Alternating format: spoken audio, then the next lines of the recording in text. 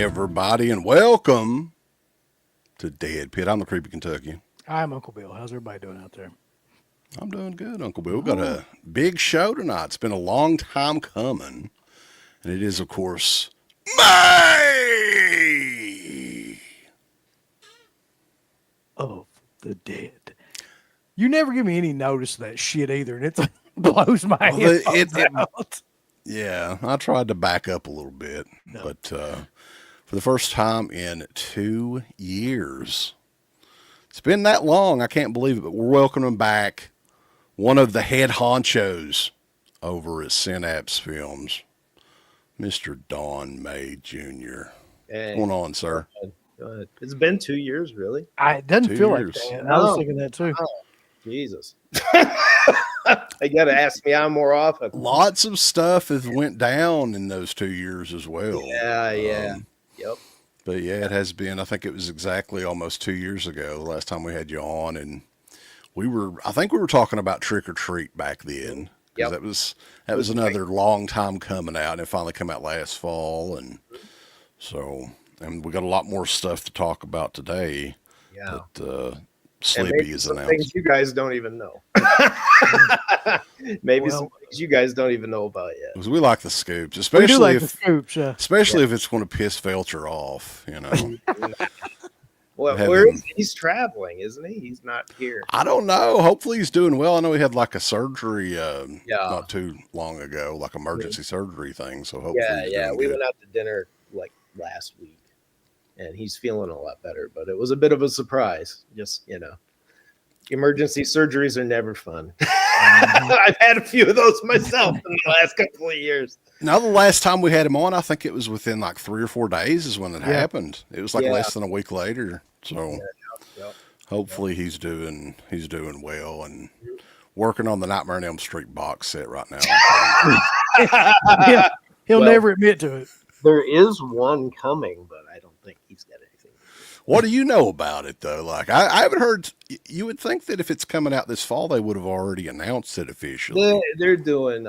I got a text from one of my friends at Warner Brothers because I saw an announcement for a box that has all the movies in it, and the box set I guess has all the movies in steelbooks. And I texted my friend at Warner and I go, "What the hell is this? Is this actually real?" And he said, "Yeah." And I said, "Are you doing the uncut? Which one was it? Is it 4 or 5 that was uncut?" 5, I think. 5. Yeah.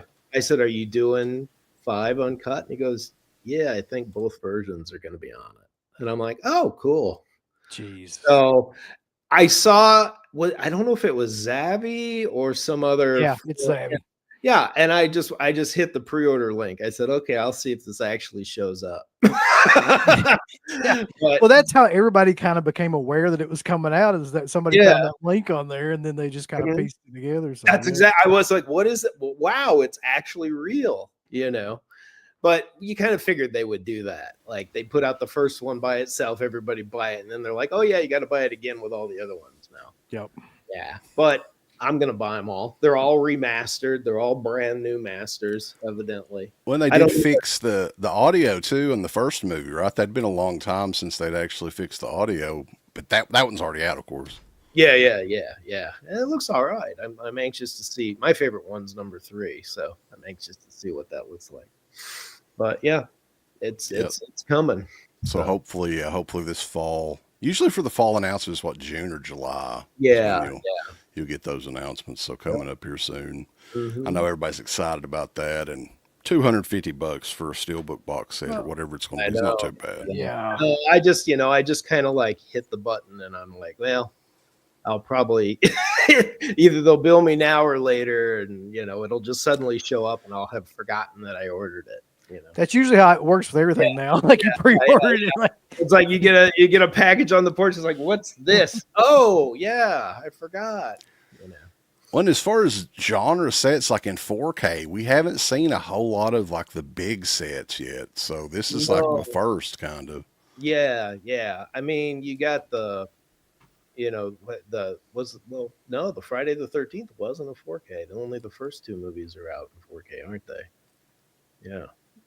So yeah. Well, you've got all the. I just watched some of the Jason X in 4K. Mm-hmm. It's a shame that that movie's out in 4K and like 4, 5, 6, 7, all those.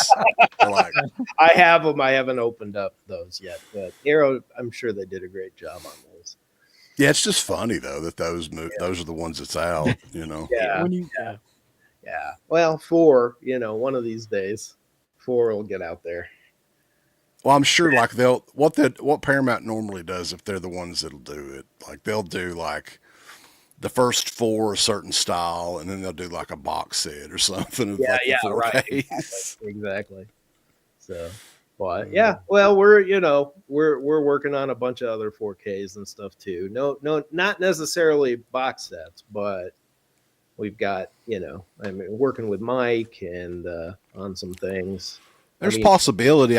We were talking about that prom night because Mhm. you guys have pretty much all the prom night movies. Yeah, that's going to be a call from Mike. Really, I mean, we got the rights. One of the things I just finished today while they were tearing out my kitchen behind me. That's why there's that big tarp there. It's not my Dexter lair where I kill everyone in plastic. It's actually because they're redoing my kitchen. But I just finished a 4K of Prom Night 1 from the camera negative. So I've got that all finished. And right before I came on, I checked emails because I had to get the link from you guys. And there was a email from a production facility that I worked with like 12 years ago or something. I can't remember when we put out Prom Night the first time. But I had inquired. I was like, hey, do you guys still have all the copies of the audio for Prom Night? Because I need those, if you've got the mag track copies that we made. And it looks like they still do. So I'm keeping my fingers crossed because if they do have the separated dialogue, music, and effects tracks, I can do like a new 5.1 and the whole thing. Wow. But the 4K of Prom Night looks insane. It really does. I was watching it today and I called the colorist in LA and I was like, dude, this is crazy. I mean, I've never, Prom Night's one of those movies that was kind of like a soft focus, with the star filters and this dreamlike. Yeah. Like you look at it and you're like, okay, this is kind of like Burnt Offerings. It's like you squint and then it becomes focused. It's like one of those. But the 4K scan of the negative this many years later is astounding. I was just like, holy shit. I can't believe that Prom Night actually looks like this. We scanned it on a newer scanner 12 years of technology later. I think it's been 12 years since we did Prom Night. I can't remember. But it's crazy and it looks amazing. And I wish there was a way that I could show some of it, but I can't. But it's done. And all we have to do is get the audio to sync to it. And I want to redo the 5.1. So it's got a hell of a score to put on. I love the score. Yeah. It's such a great movie. And, last time when we did Prom Night, we actually almost got Jamie Lee Curtis to do a commentary and she agreed to do one. And we were going to donate some money to her charity and all this stuff to get her to do it. And then she had an issue with a family or something or a prior commitment. And she's just like, guys, I can't do it now. I got something else going on. And so now maybe we can get her, now to do it. Because she wanted to do it before, but the schedules just didn't work out for her. And who knows? I'm keeping my fingers crossed. It'd be a lot of fun. I'd say now she's probably more. Well, I mean, she was more into the horror scene now than she was then, probably. Yeah. With the Halloween I'll thing. get in touch with Sean Clark and see if he can nudge her and say. Well, she did win an Academy Award though too, so her asking price could have went That's up. even better. You put that on the back, no? Academy Award winner. A little hop sticker on the front. Yeah. Jamie Lee Curtis. Yeah. But I do have to say though that the 4K scan of the And there was like, I feel bad because there was like some other company that like had announced that we're doing the, world premiere 4K of Prom Night. And I'm like, no, you're not. It's like, from what? Because I've had the negative for 12 years. What are you using, for your 4K of Prom Night? Was this some kind of foreign label or something? I don't remember hearing about this. Yeah. Somebody brought it to my attention, and I'm like, oops. I'm always confused by that too. These foreign like companies that do this stuff that pop up and it's like, well, they're not using the negative, so they can do a 4K of something. I don't know what, but ours is insane. I watched it again today. I watched it in the Dolby Vision today, and I watched it in the the standard like Blu-ray, color, and it's just like, oh my god, it's like a totally different movie now. The film grain, the structure, the detail, there's things in it that, I mean, I made a joke with my my colorist that was doing the color. I said, as a joke, we should put like the open map version of it on the disc somewhere, because every shot has boom microphones like hanging over people's faces. And there's like that scene where Jamie Lee Curtis is dancing, and then the girl comes onto the stage and starts kind of, threatening her a little bit, that's who, I guess Michael Crichton married that girl. But when she's like, she turns around and she puts her hand up so that she, because of the light, there's like a microphone like sticking right in her ass. and it was like some guy's holding a microphone like right at Jamie Lee Curtis's ass. And I'm like, I hope she doesn't pass gas or anything, because that's going to be the microphone's like right there. And with the framing, because the 178 or whatever, the framing, the microphones are gone. But when you see the whole, the full aperture of the actual scanned image, there's microphones everywhere in that movie. So it's just kind of funny. So if it were your call, though, you said it's Felsher's call, would you do a box set, or how would you do it? Well, we have to find the materials for the other movies first. Yeah. So, I mean, we know where. I mean, MGM's got stuff for part 2. They do. So that's not a big deal. But it's like, I know Mike is on the case. So the company that had them all originally was Echo Bridge. And Echo Bridge Entertainment is who we got Prom Night and Curtains from. And the people there are still our friends, like CJ and this other guy that was there. I didn't know they were still around. Yeah, well, that Echo Bridge is not. So Echo Bridge kind of folded after, we did Prom Night and Curtains. Like a couple of years later, everything just kind of went for Echo Bridge. And they went into, whatever they did to get sold off. And they, CJ and, oh gosh, I can't remember the guy's name now. It's going to bug me. But they moved off and did their own thing. And Echo Bridge recently, it wasn't that long ago, sprang back up again under new owners. Like a new group of people, a new company came in and bought the assets of Echo Bridge. And they saw, that we had Prom Night and Curtains, and we talked to them, and they're like, well, do you want to keep, you want to keep them? And we're like, yeah, of course, we want to keep the licenses. And they go, well, you want 2, 3, and 4 too? And we're like, yeah. So then we talked to Mike, and Mike is like, well, we could do a really cool thing for Prom Night 2. And I'm like, yeah. And so he's dealing with CJ, who is no longer with Echo Bridge. She's somewhere else, but she kind of knows where everything is at. And my paperwork that I had for Prom Night and Curtains and everything, I still have some of that. So Mike is trying to track all this stuff down. When Echo Bridge kind of went out of business, technically, some of that material just poofed, right? It's like, well, where did it go? You know, a lot of it's probably in Canada somewhere, whether it's in Toronto, Montreal, or wherever. But it's somewhere in the depths of Iron Mountain. So we'll I'm gonna let Mike deal with it. Let him get frustrated, you know. Let him. Honestly, I think with like 3 and 4, though, maybe you could.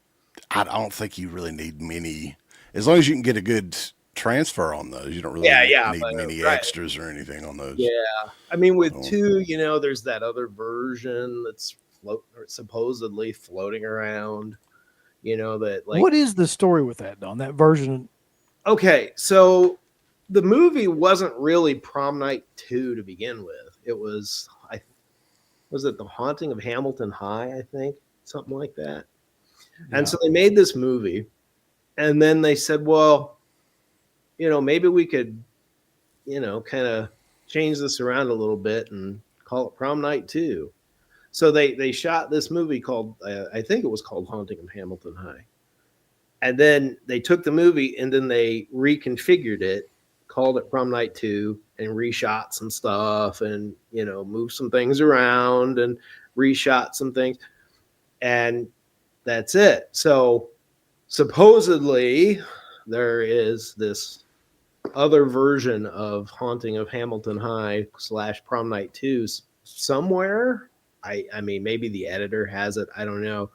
When we did curtains all those years ago, I was very frustrated because when I found the material for curtains, you know, curtains also has a similar story where they had all these other people. They shot like half of curtains before they stopped, recast some roles, and then started over again. They rewrote the script, changed things around, cast some new people, and then the curtains that we know is not the original curtains that was made. So when I was looking at the materials, I saw that there were these 3/4 inch U-matic, for all the, you know, video geeks out there, the 3/4 inch U-matic tapes from like the 70s and early 80s. And they were labeled editor copies. And they had notations for editing. And I was just like, this is the original version of curtains, because it was like dated a year earlier than curtains was. And I got the list of the inventory, and I call them immediately. And I was like, we got to pull this too, because I want to. And they go, oh. And I go, oh no, what? They go, oh, what date is that inventory list that you have? And I gave them the date, and they go, we tossed those tapes like 4 months ago because they didn't want to pay storage fees on them anymore. Mm. And I'm like, are you kidding me? They thought that those tapes were not necessary, I guess, because nobody uses 3/4 inch U-matics anymore, right? What could it be? Why would we keep a 3/4 inch U-matic tape of curtains when we have the negative and the IP and the this and the that? Throw it in the garbage so we don't have to pay for it. And that was the original version of curtains we could have had as a supplement on the disc, and it got thrown in the trash. And I was super bummed. But, you know, I'd say that sort of thing happens quite a bit, though. Yeah, it does. And we have a lead on Haunting of Hamilton High, so we'll see. Yeah, I think Felsher was talking about like maybe a VHS copy of it or something that he found, possibly. Yep. Mm-hmm. Yep. And I made some calls, and they've confirmed it, and it's just a matter of them finding it. So we'll see. If there is a VHS rip of it, though, I'm sure you guys will actually put it on DVD instead of a lot of these companies that'll do like 4K. Well, I mean, you can put it on the Blu-ray as an extra, you know. I mean, right. You know, so you could put it, you know, it's such a small file that you could put it on a Blu-ray as an extra. But yeah, if it's there, we want to use it. Absolutely. Wes Ray does have a point. It's out there somewhere in the land. Yeah, it is. No, he's right. Right there with the ET cartridge from Atari. Yeah, sitting right on top. But yeah, I was really super bummed out. I actually remember, you know, like angrily calling Jerry, my business partner, and saying they fucking threw it away. They threw away the other version of Curtains. That mythical other version with the different actors and everything. And I was just like, oh, I can't believe that they did that. But you in my 30 some odd years in this business, it's happened quite a bit where people throw things away that they shouldn't. And then, they regret it later. So Prom Night 2, though, that's got to be a special feature kind of one, because that one has a pretty big cult following. I think so. I think Mike was like, we should do a trick or treat style box for Prom Night 2. And I said, it's up to you, man. It's your bag. We got the rights, but we're going to let Mike put it out under, his Red Shirt label. And, he really, really is passionate about it. And we're like, okay, cool. Go ahead. you do your thing. How long is you want to do the book and the poster and the cards and you want to do that for Prom Night 2? Sure. You know what? It's an important movie. It's a great movie. And a lot of people think it's the best of the four, and I haven't seen it in a long time. So I'm looking forward to, if we, find the negative, and every indication, MGM has stuff, but we don't know what the condition is. But if we can get the negative, I'm real curious to see what the negative looks like on that. So, as far as the whole Red Shirt home video thing, though, how long of the process was that for him? Because I know Fright Night 2 was one that he had been working on a long, long time, from what he was saying. Yeah. So, I mean, at what point in time did he come to you and say, hey, I want to kind of go out on my own. I want you guys to distribute it for me and help me with the transfer and all that good stuff? Yeah. I mean, he came to us originally for Trick or Treat. And then, halfway through the production of Trick or Treat, he's like, I've got a line on these other things too. And, it was like, okay, we found out that Echo Bridge came back into business. We re-upped our licenses, and they offered us 2, 3, and 4. And Mike is like, you know what? I want to do those. And I think when he called them, they also had 976 Evil 2. And he was like, let's get that one too. I mean, Jim Wynorski, we've done Sorceress with him. And he's not well these days. I feel bad.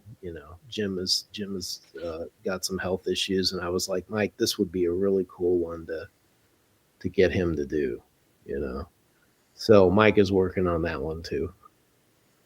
So, he's got some other things lined up, like, he's doing, he wanted to do Angel of Heat and Hunter's Blood. Hunter's Blood's almost done. I know he's talked about that one. That one looks amazing because we got the negative. And the negative, I don't know if he's talked about it on your show, but we found out that the negative has a few extra little bits in it that are cut out of the movie. So my concern was immediately, Mike was like, yeah, it's got some extra stuff. And I was like, do we have the audio for that extra stuff? What do you find like that when you get the negatives for some of these movies that had never seen a release since like the VHS days or whatever? So a lot of the time, if there's been no handling of those or anything, there's not as much work to be done, or how does that work? Yeah. I mean, Hunter's Blood had some pretty big schmutz on it, that we had to clean. Duplatech did the cleanup on that. And they did a great job. I mean, it looks amazing. And Hunter's Blood is something that, at the end of the day, the producers sold it to me and Jerry in perpetuity. So we'll have that movie forever. And we'll be able to exploit it however we want to exploit it. We'll probably put it up on VOD and all that other stuff too. And Angel of Heat with Marilyn Chambers, same thing. And I don't. When was the last time he was on your show? Did he talk about Angel of Heat? It's not been that long ago. It was like right Because before he called me up. It hasn't been that long ago, and he goes, check here. I think I found the negative. And so he sends me this link, and I had connections at that vault. So I call him up and I'm like, is this what I think it is? Do you have the negative for Angel of Heat? And they're like, yeah. So we actually pulled it last week and scanned it. So I haven't seen the scan yet, but we actually did find the negative for Angel of Heat. And so that's in the works right now too. And that one's a great one. I've never seen that one. I'm not familiar with that either. It's such a fun movie. And the funny thing about the negative was that it was labeled Angel of Heat. God, I should have wrote it down. But it was labeled as like part 1. So like it was going to be the first movie of a series. So it was like Angel of Heat, the so-and-so part 1. That was like the full title. And I was like, well, that would have been cool if they were going to do like a whole series of movies. But as we know, they only did the one. But the negative was actually labeled as Angel of Heat with another title, part 1. And I thought that was pretty cool. I imagine the producer can talk about that on the commentary and what they were going to plan on doing with that. But that's another one that we're doing with Mike. What the hell is the HEAT, Don? Because it's like No, it's like Angel that of was Heat. A big thing in the 80s. Yeah, last time I saw Angel of Heat was hookers. It's gotta have something with hookers. Probably college, like at the video store, like at the Blockbuster or something. It was like on tape on Vestron or something. And that was the last time I saw the movie. It was like on a VHS rental. I think they came out with a laser disc of that too, but I never got it. But it's a pretty cool. It's probably fetching for big money nowadays. I'll let him reveal it if he has. He might have revealed it on Facebook or whatever. But the artwork that Mike got done for Angel of Heat's pretty rocking. So it's he's got the slipcover art already done. Yeah, I think he showed like some of those, but then he took the video completely down. Like after that, if you didn't see it live, oh my God. Did he say something he wasn't supposed to? I don't know. I'm saying something I'm not supposed to. I better because I think he put the Hunter's Blood artwork up there too. Because I was like, didn't you have that artwork up? And he said, yeah, it was in the video, but the video is no longer up. So I don't know. He's he didn't talk to us about it. Unless I completely missed it, I couldn't find the video. So yeah. So, So Hunter's Blood. I'm just now waiting. I did the subtitle work, and I sent over a copy of it to Mike for him to review and make sure. Because to be honest, I don't know if you've seen Hunter's Blood lately, but there's a lot of hillbilly mumbling in that movie. Well, our sort of movie. We're used to a lot of hillbilly mumbling. Yeah. Maybe I should send it to you and say, what is Bruce Glover saying here? Because I can't. He's like, I was like, well, what is that? And Mike has a knack for he's got the headphones and there was a couple of lines in Trick or Treat that were kind of muffled. And I was like, what are they saying here? And Mike was like, oh, here's the line of dialogue they're saying. And so maybe he, I want him to do that for Hunter's Blood. There's a lot of Bruce Glover mumbling in there. We can translate it for you. Just send it over. We're well versed in hillbilly. Yeah. I was like, what is that? So he's got to get that. And then the producer emailed yesterday and was like, hey, Mike, I need to see the extras.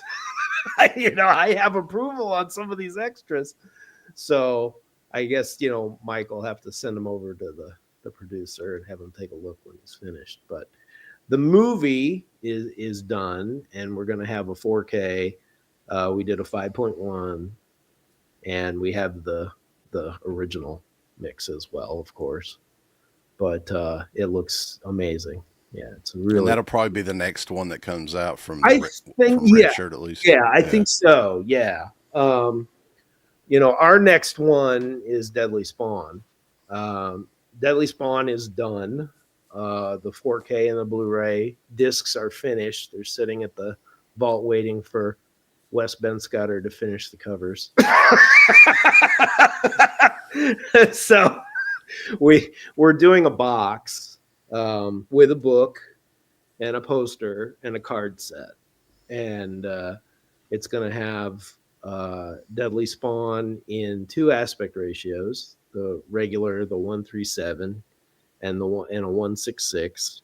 More close, when it played in theaters, it was like super cropped, and it was really like, it was like really weirdly cropped because they were new at the movie game, and they were, hey, let's make a movie on 16 and then not think about how it's going to look, when it blows up to 35. And so we've got 2 aspect ratios, and our disc has, for the first time, there were 2 audio mixes on Deadly Spawn. The one that the Ted Boas and the people that made the movie mixed, and that was their mix of the film. And then when they sold it to 21st Century put it in theaters, around the same time as Evil Dead. And when they put it in theaters, they remixed it. So somehow I didn't even know this until I started working on this new version of Deadly Spawn. And I was like, what do you mean there's 2 mixes of Deadly Spawn? How come we didn't know this when we did the DVD? And he's like, well, I didn't, have access to it, but we found both versions of the mix. So we put both on the disc, and we have a lot of the extras from our old disc. And then we went back to the house. I was talking to Ted Boas on the phone. It was like a weird thing. I was talking to him on the phone about, putting it together and whatever. And I go, where was the house? And he goes, oh, it was in so-and-so, New Jersey. I remember, And I looked it up on Zillow, and the house was for sale on Zillow. The minute that I looked it up, it was on Zillow for like 10 days. And I was like, this is weird. This can't actually be happening right now. Like, all of a sudden, I just see that it's on Zillow and it's been listed for like 10 days. So I call the realtor, and the realtor's like, well, the family's not in the house anymore. It's empty. So if you want to do it, and so Ted and Charles, the kid from the movie, and John Dodds and Mike Gingold, they all went to the house and did a location thing. So you can see like before and after. Like, the house is so much cooler now than it was. That kitchen in the original movie was so hideous. And with that blue tile and the cabinets, and I'm just like, oh my God. They completely redid the whole house. So we went up to all the rooms where they shot certain scenes and show you the house as it is now. The barn in the back of the house is still there. It's crazy. Yeah, I mean, what are the odds of that happening? Really? I know. You get full access to that, Right? Yeah, the timing Like, too, yeah, yeah. sure, come on in. Just give me a thank you in the credits. So that's what we did. But it was just so cool that they were able to go back, and they were having a blast. They're like, oh, here's the room where the uncle gets eaten, and seeing all the attic where the they're up in the attic and they look out the window and they see the girl in the grass and everything. They go back up in the attic again. So it's pretty cool. And that's a 4K, right? Yeah. So it's going to have a 4K and a Blu-ray in it. And like I said, we're doing a fancy box, and the card set's done and the book is done, but I'm still waiting on Wes's poster, the O card, and the box wrap. I love that movie, by the way. But that's a movie that I really do think that the effects and everything could benefit from like 4K and Well, the movie or benefit or not, but at least they'll be like, I mean, the movie looks like it was shot on toilet paper. I mean, let's be honest. Yeah. I mean, these guys like got the cheapest odds and ends film. I mean, you're like looking at like one shot and then the next shot's on like a completely different film stock that they found. They like, an end of a film reel that a lab was cut off and was going to throw in the trash. They used it, so it was a nightmare. We went from the 16 AB negative. So it's like a huge improvement. I mean, but still, it's a 60 millimeter movie by a bunch of dudes who didn't know what they were doing. And the charm is amazing though. There's some really beautiful stuff in that movie for the practical creatures, but the 4K is a blast. It looks really great. I gave a copy of the check disc to Sean, who helps us at our shows sometimes. If you've come to our booth at some shows, you've probably seen Sean. And Sean texted me back. He's like, dude, this is awesome. I was like, okay, cool. Yeah. He's like, this is so cool. This looks so great. So it's finally coming. But the just got to wait for the artwork, and then the boxes are done at the same place that Vinegar Syndrome does their boxes. So they go overseas and then they come back, and hopefully it'll be sooner than later. So I'm just waiting for the art. Very cool. Yeah, and I know that you guys don't put up anything for sale usually until it's ready to rock and roll. It's ready. Right. Yeah, we'll do. It'll be well, I know that, obviously we'll do something with Jesse at Diabolic. Jesse wants some, Orbit wants some, we'll have some, and then I was talking to Jerry the other day, and he said that Vinegar Syndrome called and said that they wanted some for their store. So the Vinegar Syndrome one they'll probably have it in their store at Bridgeport when it comes out.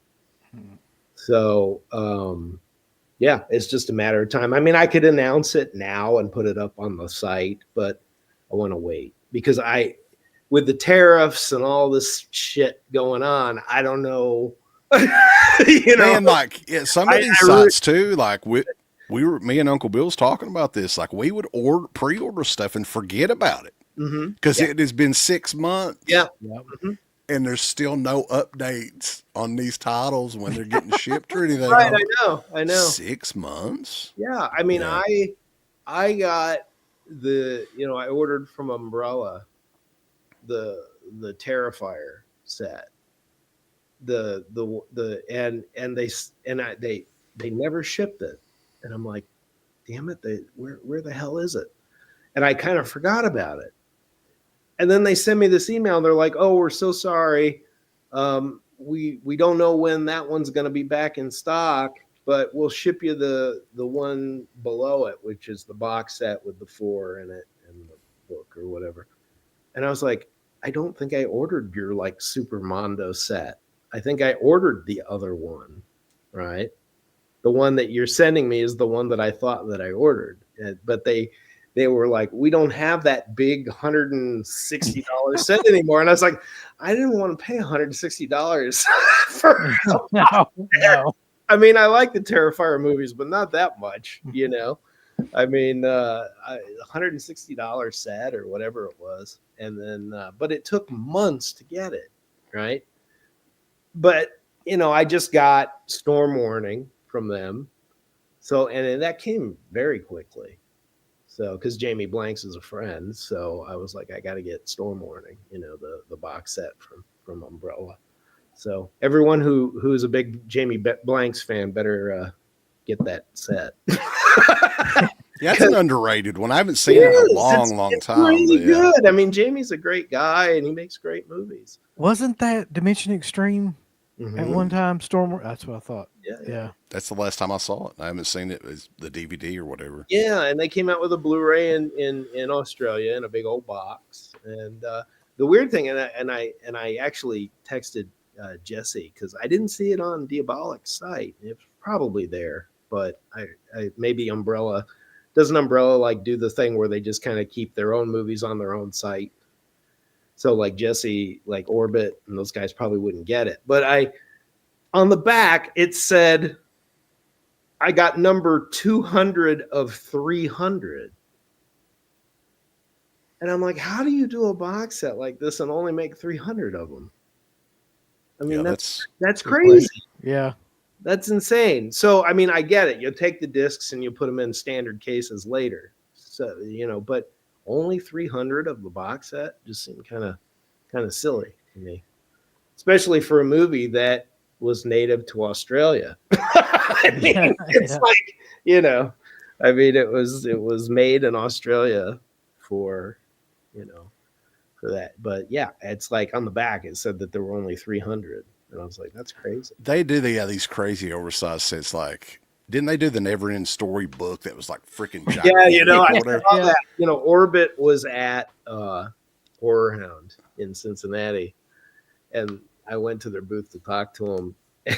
And it was like sitting behind them on the rack. And I was like, you actually brought that thing, right? And it was like still in the box and everything. And I was like, you know what?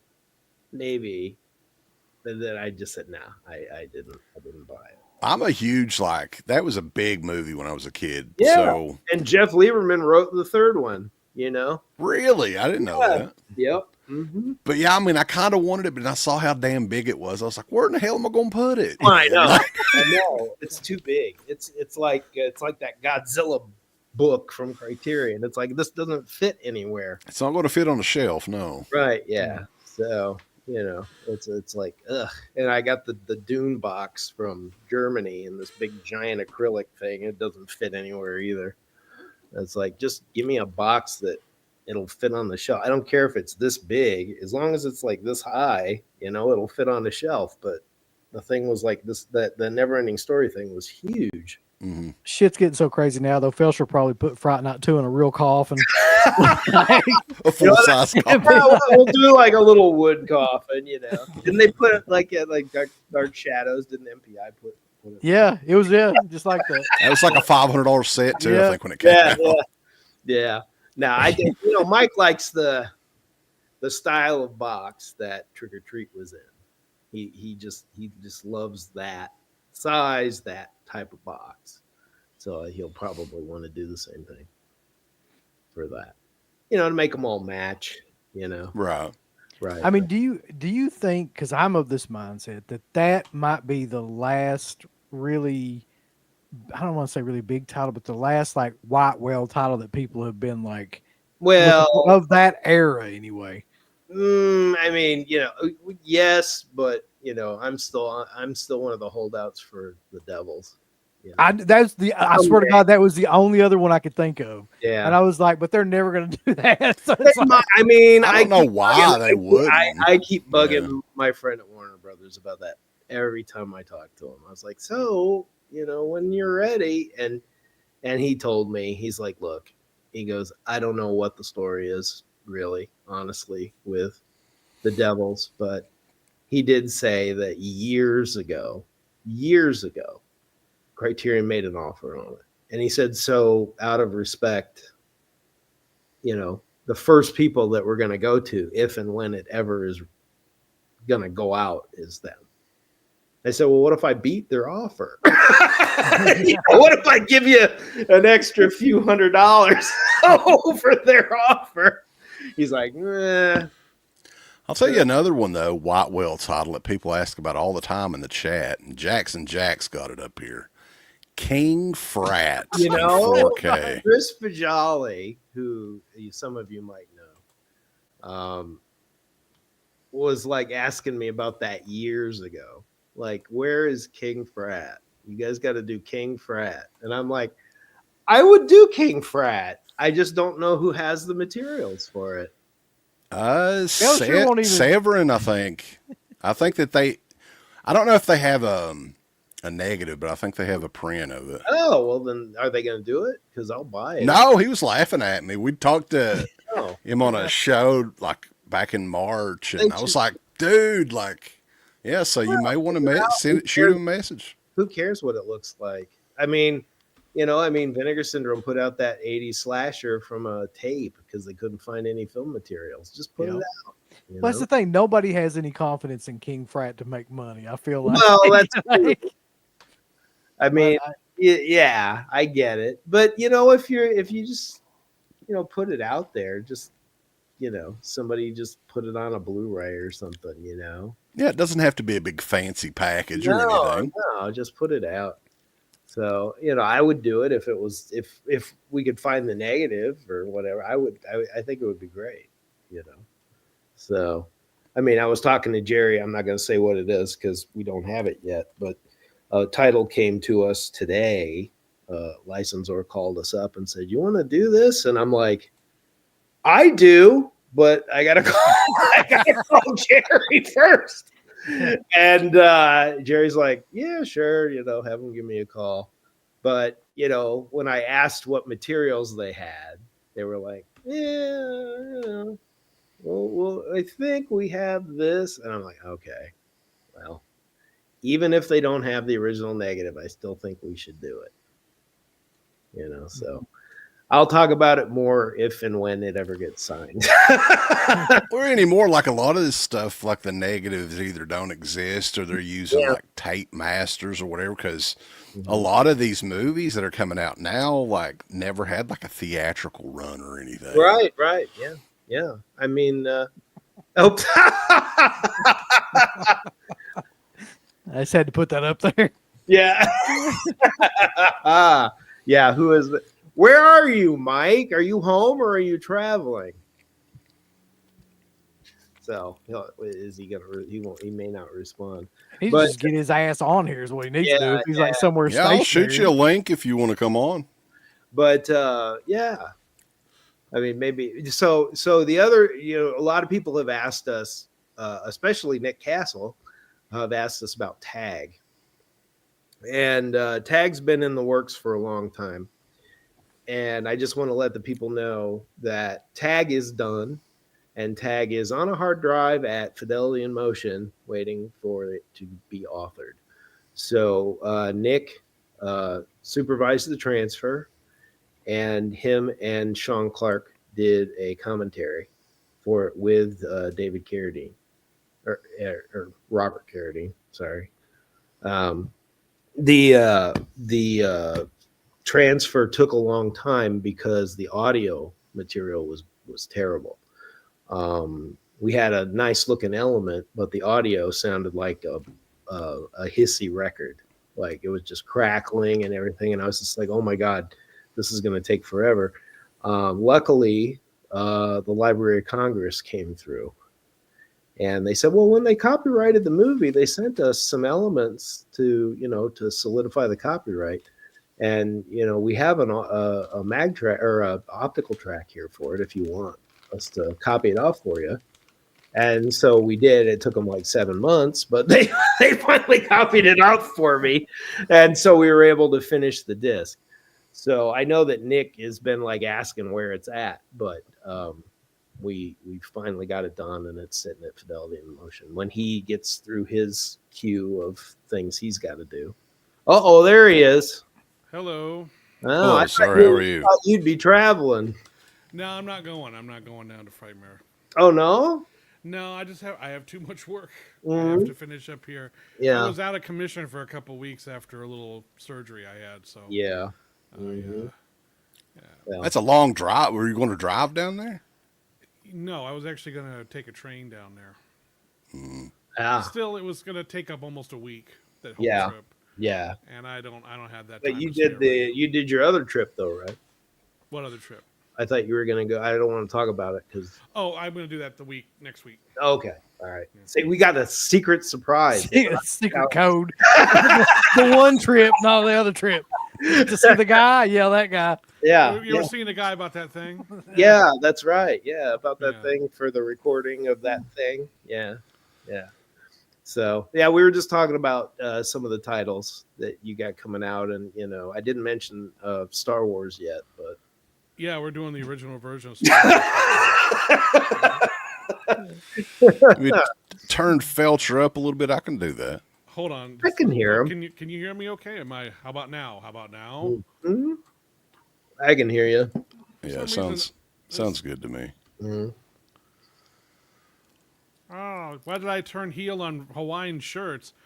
I don't wear them around the house that much. Just That's his convention what gimmick. equation? yeah, I just Yeah.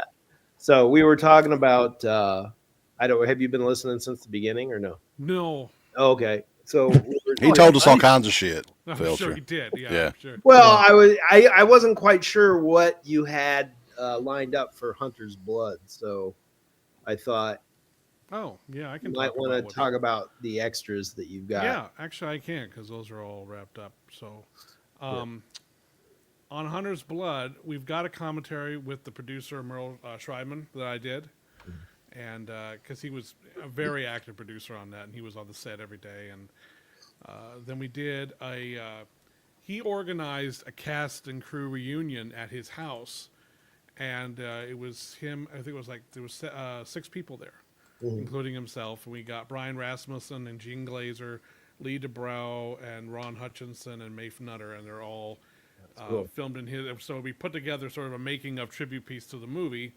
based around those people, and it was really cool. And so then we also have No Billy Bob Thornton, but yeah. no Billy Bob did not come to the table. We tried. Merle tried. I tried. Everyone tried, and it would have been great. But, We still have time. no, we don't. Then let's see what else was there. Oh yeah, there's trailer TV spots on very nice still gallery, and then there's a commentary, a film historian commentary, which I know you love that term, guys, with Amanda Reyes and Justin Cruz. I noticed some of them are called Doctor now. I've seen that on a couple of. I'm like, I don't what? think no one's a doctor on this. There's no. Oh, like a film historian that's a doctor. Doctor of film. Yeah.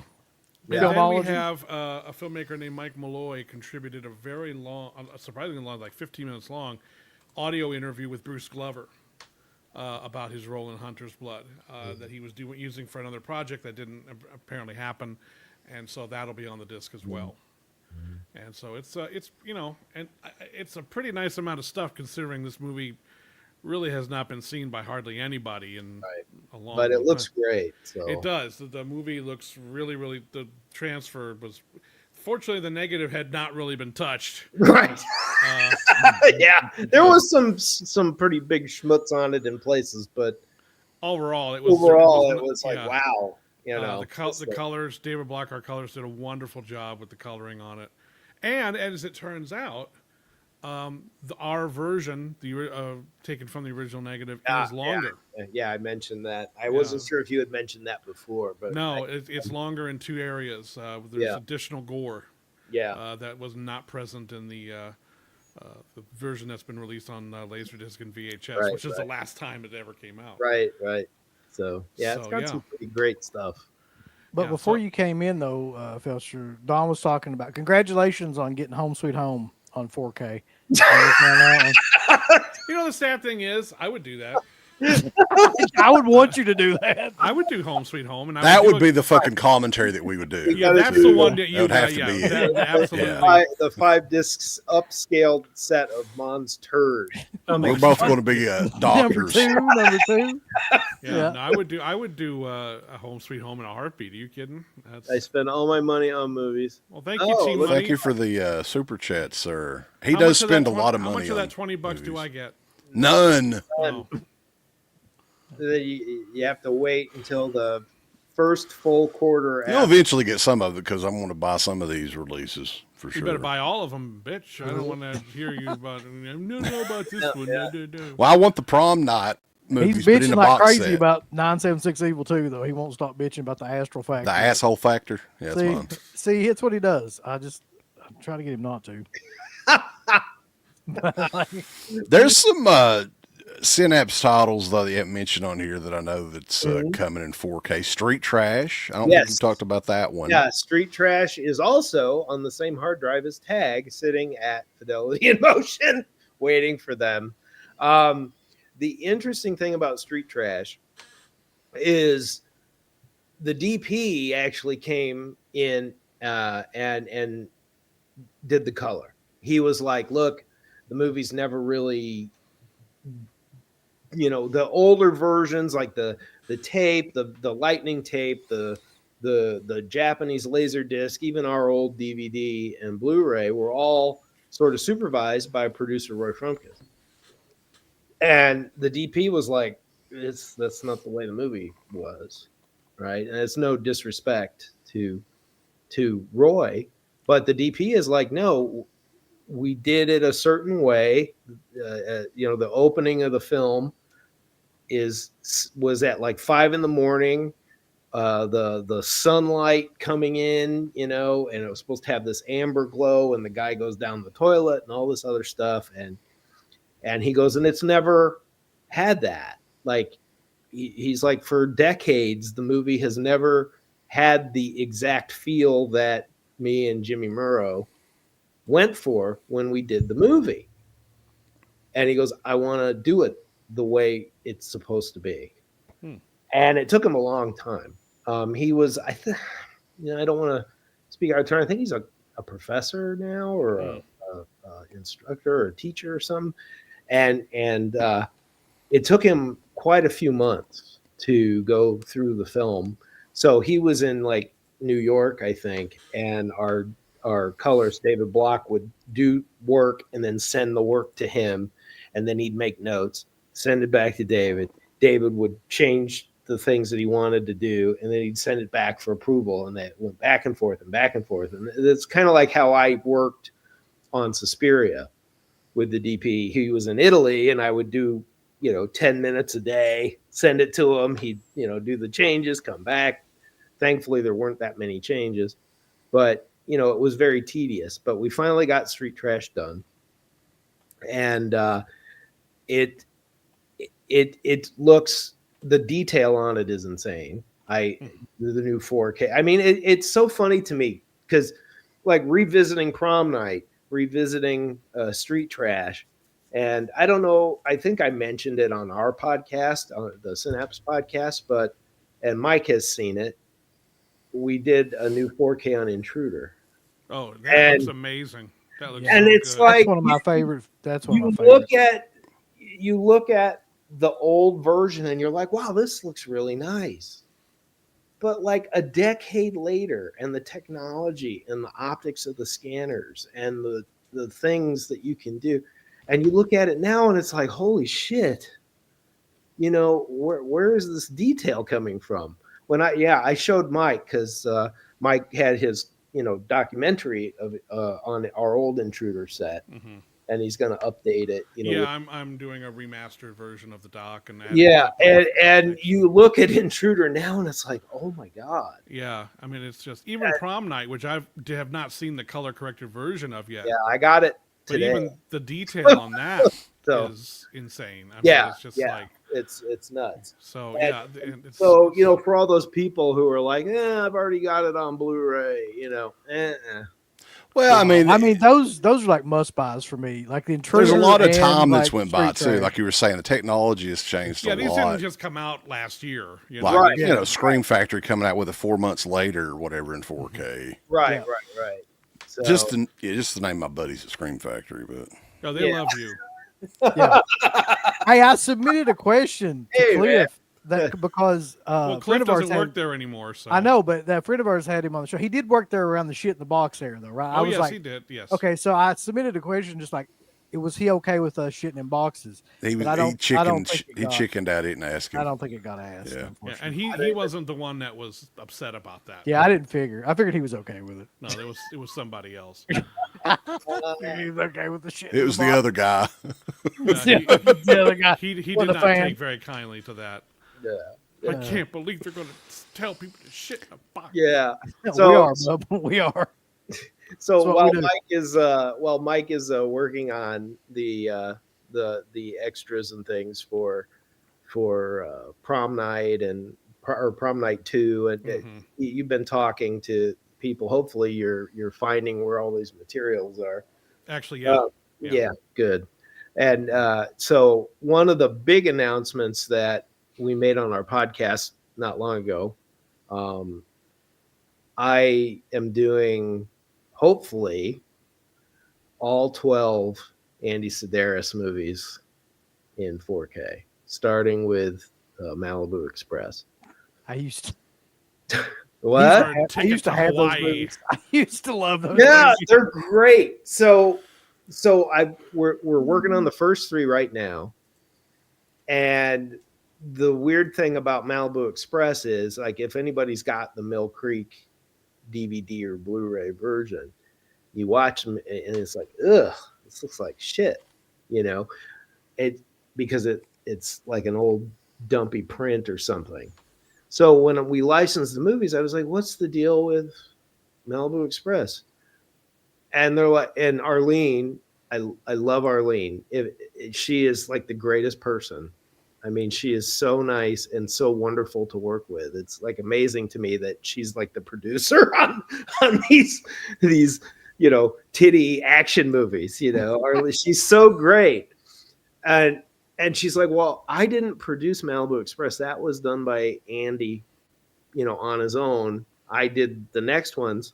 So I don't know what happened to the negative. And I go, really? Oh my God. So doing our research, Warner Brothers has a bunch of stuff. They don't have the negative. Universal put the movie out on DVD or on VHS back in the 80s. So I got a hold of Universal and we're like, yeah, we've still got all that shit here. It's if we don't own the rights to it anymore, here, take it. And I was like, please be the net. And it wasn't. It was like some low-con of that, of the movie that they used for their VHS master. What was the woman's name he used all the time? Well, Julie Strain. Julie Strain, yeah. Yeah. Sybil Danning was in Malibu Yeah, she Express. was in. Yeah, there's a lot of great people in those movies. Don't forget Eric Estrada in Guns. Yes, in Guns. But yeah, and so with Malibu Express, I go to Warner Brothers and they give me the whole list, and there's an IP and it's labeled R-rated version, and I go, oh, cool. Well, let's go get it. So we go get it, and it turns out it's not the R-rated version. It's like some wackadoo TV version that has completely different scenes, completely different dialogue, and every scene that has nudity is refilmed with clothes. So it's like those old Spanish. What? And I'm like, what is this? This is crazy. What? So and they basically would do the nude shot, then go, all right, everyone put a shirt on, do the take again. And a fun special feature, maybe. Yeah. And this is the best element you have, the one that's not even the R-rated one. So I sent the IP to Duplatech, and they scanned it, and they're doing a restoration on it. And I'm just going to go get the element that Universal had, and we're just going to have to cut it in. We're going to have to do like a edit. So that one is going to be a pain in my ass. But we're also currently working on Picasso Trigger and Hard Ticket to Hawaii. And Ticket to Hawaii. Yeah. And so those are at Duplatech. The negatives were pulled from Warner Brothers and sent over there a couple days ago. So for 2025, Don, like how many releases are you thinking that Synapse itself to come out with 47. Because there's a lot of stuff that we've talked about on here. Yeah. Can I go over my cheat sheet? So, Yeah. Sure. Well, this is stuff that's in the works, right? So, and Jerry and I are just two people. Mike is one person. So we'll try to get as many of these things done as we can, but they're all happening. So I got Malibu Express, Hard Ticket to Hawaii, Picasso Trigger. We are working on Josh Becker's film, If I Had a Hammer. A lot of people are like, what? What is that? Well, it's like a Folk music drama. Yeah. It's a very interesting film. And Josh is great. He did Running Time with Bruce, and we did Thou Shalt Not Kill Except. And so he came to us and he said, can you guys remaster If I Had a Hammer for me, please? So we pulled the negative, and that one we're doing the audio sync probably within the next few weeks. Prom Night 4K, also 2, 3, and 4. Box set. I call for a box set. Well, you never know. I mean, it depends. I mean, we found everything, Mike. Are you gonna? It looks like I'm supposed to have another call with somebody else tomorrow. Or okay, something. all right. And so apparently the stuff has been located. Okay, good. So and Tag, which is also done. We've remastered Street Trash in 4K. We're also working on Frankenhooker. And people have asked for it, and I said, why not? We're doing The Kindred in 4K. Oh, nice. And Deadly Spawn is almost done. We've got Hunter's Blood with Mike, Angel of Heat with Mike, 976 Evil 2 with Mike. We are doing Intruder. And that is pretty much that's going to be... That's 2025 at least, right? Maybe. I mean, I don't know. It's already May. So I don't know. We'll get into any of these things. I mean, obviously, Deadly Spawn will be done. On Fright Night 2, don't forget that. Yeah, you want that out by October. You better hurry your ass up. I know. You don't want this to turn into another trick-or-treat situation. Don't even argue about it. Felsher not sleep for like 2 weeks or something like it is scanned. So, I mean, Yeah. I've got the scan here, and it's... Hey, you could go ahead and announce it, Felsher, if you want to for Halloween. No, absolutely not. Go ahead. Is it going to be Halloween, Mike? I'm not announcing shit. I did that on Trick or Treat, and I almost got, I know. dragged out Almost and ended up in the shot. hospital. No, So- I'm not. But yeah, I mean, Fright Night 2, we scanned the negative, and it looks insane. And you said that the DP is Yeah, gonna... the DP's going to come in and color time it, so Oh, he's going to... there's your cat. I haven't seen your yeah, cat. there he is. Victor. Oh, yeah. So, yeah, and then you've got some extras lined up. So, yeah. But, when you want me to initiate that with the DP, let me know. Okay. Initiation. Press the button. Something I wanted to ask Sleepy though, because you were posting about the Just Desserts documentary that you guys released. There's going to be a part 2. Yeah, there's I'm doing next year sometime. There will be a full-length documentary about Creepshow 2. Nice. Which I've been shooting interviews on for practically ever, and it will be. It's called Second Helpings. It's just So is this something that, because I know Arrow's doing like the 4K? It's not or is it going to be a related to that separate at all. release? Yes, completely. Okay. It's going to be its own standalone thing. Because Just Desserts didn't start off life to be a standalone thing; it just ended up that way. This one will be a standalone release, and it'll be out through my own label through Synapse, and that'll be. I hope to do more of things like that. To be honest with you, along with getting other movies and stuff like that. But there's going to be. It's just to give you an idea of how long I've been shooting on this doc. I have an interview with George about Creepshow 2. Yeah. And Mike Tursick, who was a special effects guy, and he passed away a few years ago. So I've been shooting on this for a while. So it's going to have there's a lot to talk about with Creepshow 2, because that was not as easy a production as the first movie was. Are you doing anything with the Arrow version or no? They're using some of the stuff I did previously, but I'm not doing anything new for it. They did get the negative for Creepshow 2. They did manage to get it access. So I really like that film. So and prior to all the previous versions of Creepshow 2 were sourced from an IP. So they actually did manage to pull the negative for this. Okay. So it's going to be a pretty big upgrade, I imagine. Nice. Yeah. And then year after next, you're doing the third Creepshow, right? You're doing a documentary on Creepshow 3. No, that documentary is very quick. It lasts about it's 60 seconds, and it's just a title on screen saying, "Don't watch this." It's a feature-length documentary with Dean Dietz. You could bring all the actors and everybody in and just be like, what the hell? Explain yourself. Yeah. I was on stage. I forget where it was. I think it might have been Texas Frightmare. I don't even know if I've seen that movie. Well, don't worry about it. I didn't finish it. I couldn't finish it. But I was watching. I was on stage talking about some movies and stuff, and Creepshow 3 came up. I forget what convention it was, and I kind of railed on it for a little bit. And Eileen Dietz was in the audience, and she just raised her and said, "Mike, I was in that movie," and I went, Sorry. Oopsie. Sorry. It's Yeah. Well, I liked all your. I don't think I even got to your moments, Eileen. I'm sorry, and I'm sure they were the best part of the movie. Yeah. Yeah, she was Yes, cut and out there constant- was a framing error on Creepshow 2, and that's going to be fixed. Yeah. They had a little issue with the Oh, last will one. they expose Too the much, yeah. area? Yeah, that won't be the case Oopsie. with the new one. Yeah, that's a big oopsie when people do Yeah. that. I've seen that happen more than once, and I don't understand how it gets past QC when that happens. There's a great one. If anybody's got the early, I don't know if they ever fixed it or if they did a remaster, but Arrow did Dillinger. Mm. And there's an opening scene with a guy on a phone, and he's like on the phone, talking on the phone.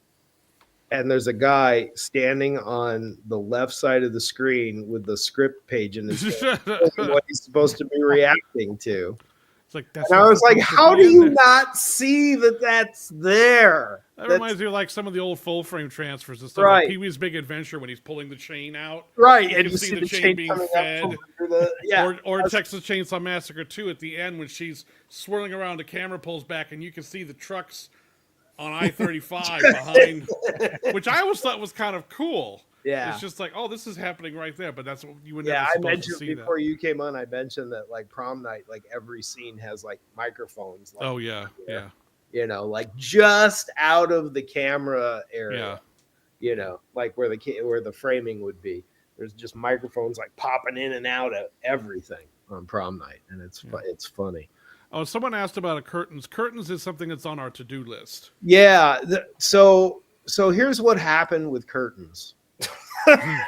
So back It's we touched upon, Echo Bridge, kind of dissolving, the original regime of Echo Bridge dissolved, and the company got, reformed with new people.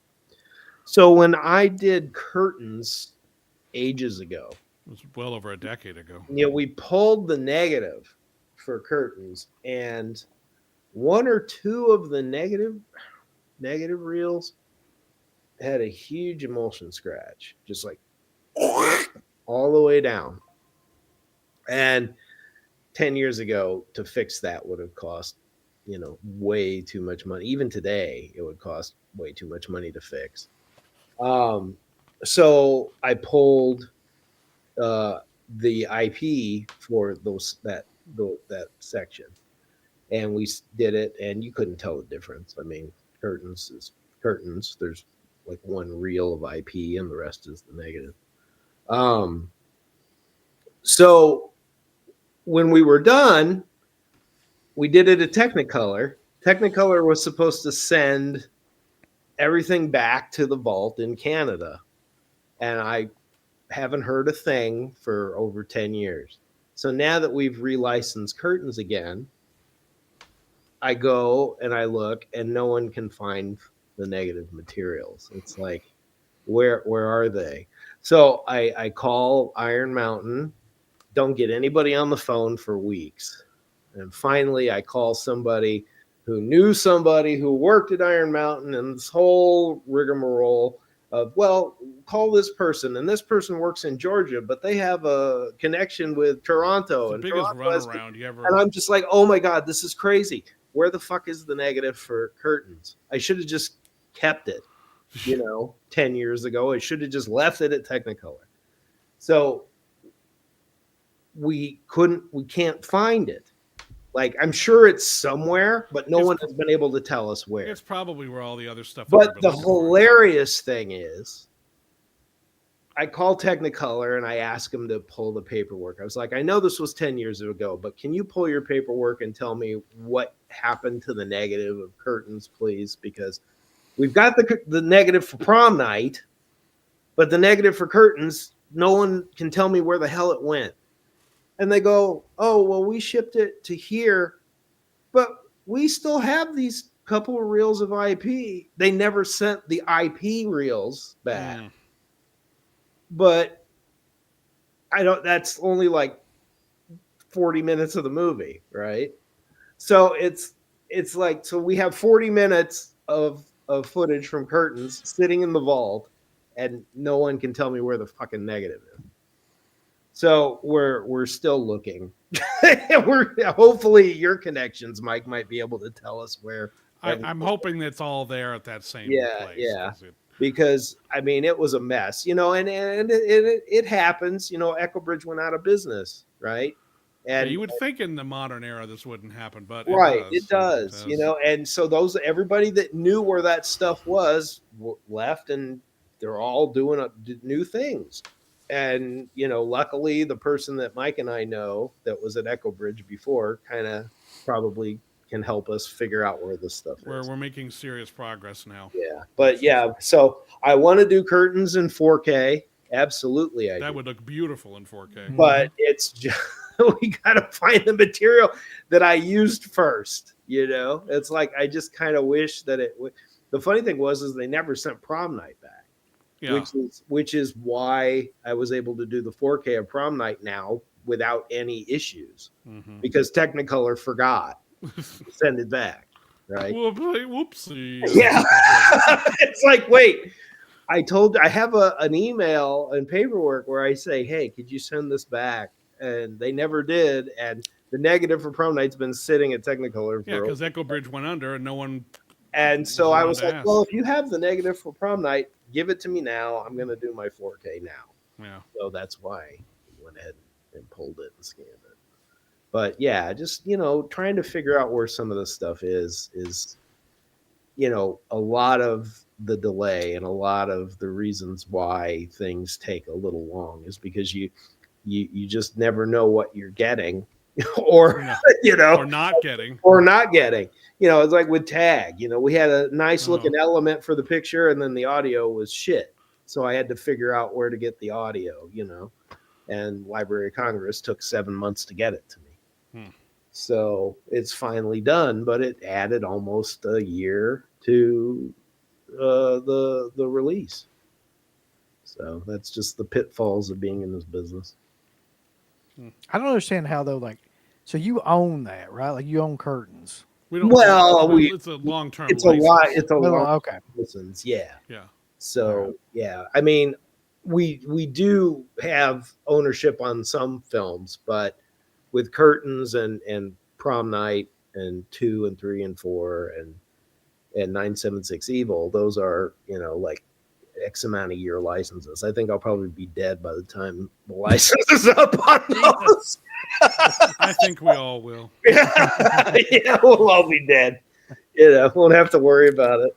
There's a couple of titles that people mentioned numerous times on here. Maniac Cop. Mm-hmm. Wow. That's another one. Where's the negative? That's another one. Where's the negative? I just love how everybody's like, we don't know. Well, we had it before, but so the situation with that one is a little different. We got a lot of those movies from Jim Glickenhaus, but Maniac Cop was one that was owned by another person. Like it can't remember. It wasn't Lenny. It was Alan Solomon. Alan, yeah. And so we licensed it from him, and we did our original tape or our DVD and Blu-ray with him. And he was a guy who had a little office on like Ventura Place, and he was always he was kind of like a Roger Corman in a way. He didn't want to pay storage fees, so half the shit was just kind of like sitting around his office, right? So when we were done with Maniac Cop, I have the paperwork that shows it went back to his office. And I'm like, so he didn't have us vaulted. He just I'll just have the driver bring it to my office. So we sent the negative of Maniac Cop to his office, and he died. And no one can figure out where the negative is. So we still have the rights to a bunch of stuff for home video, like McBain and Frankenhooker and Maniac Cop and stuff like Slaughter of the Innocents. And Troma has the VOD rights. So we're friends with Lloyd, and so we are kind of trying to figure out where everything is. And, with Joe at Vinegar Syndrome, they've been kind of storing stuff there. Jim Glickenhaus is moving stuff from LA to New York and back and forth. And we're getting these inventory lists. And I'm like, okay, well, here's the inventory. Where's the negative for Maniac Cop? What? No.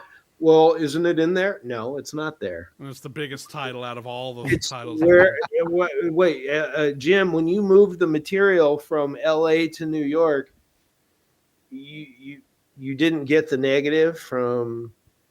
Well, if it's not there, I don't have it. And I'm like, well, we did have it. Where is it? That's what's also affecting Rock and Roll Nightmare and Black Roses. Yeah. And it's like, where is it then?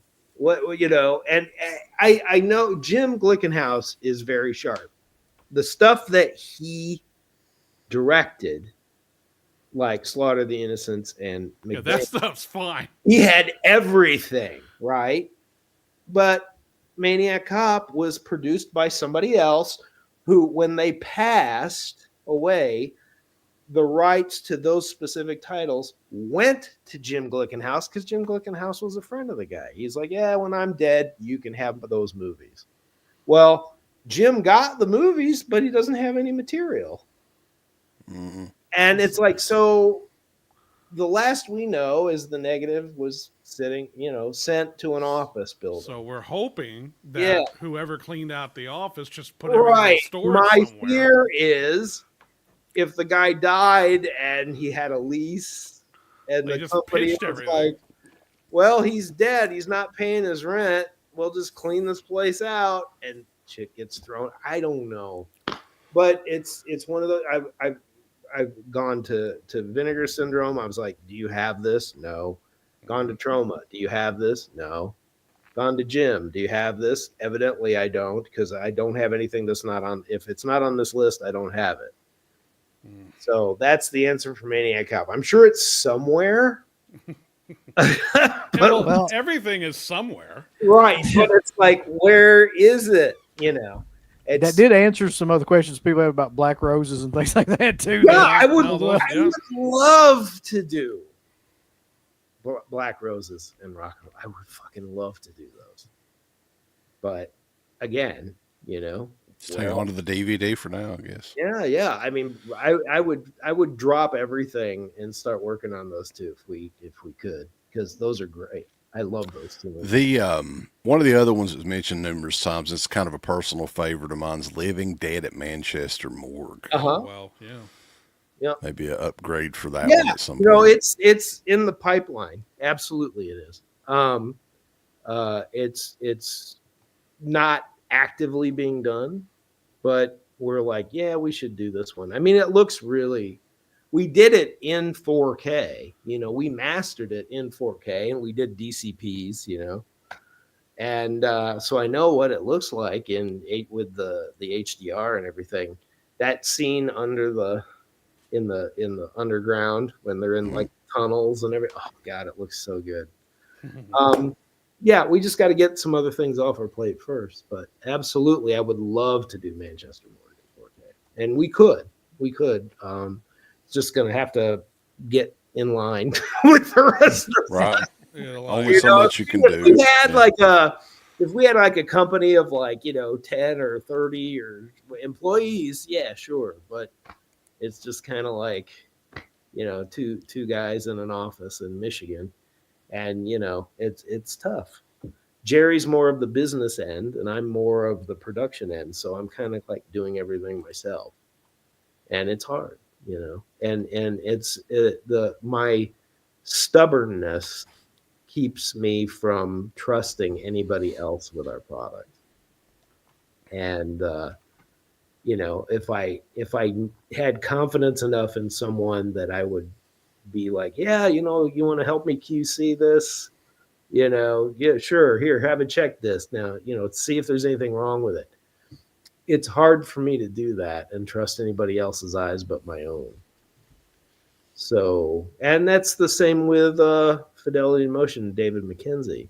The reason why, he's like one of the best guys in the business for this stuff. I mean, everybody talks about Fidelity in Motion on the forums and says, oh, the disc is going to be better than the other one because Fidelity in Motion did it. Well, he does our authoring and compression, and he's a one-man show. So we got to get in line with him too, So we don't I don't have a problem working with other companies. I've done things with Duplatech and they're perfectly fine. But for stuff like Manchester Morgue or The Kindred or Street Trash, I'd rather have David do it. We were working on Frankenhooker, and David QCs, and he analyzes and he looks at things.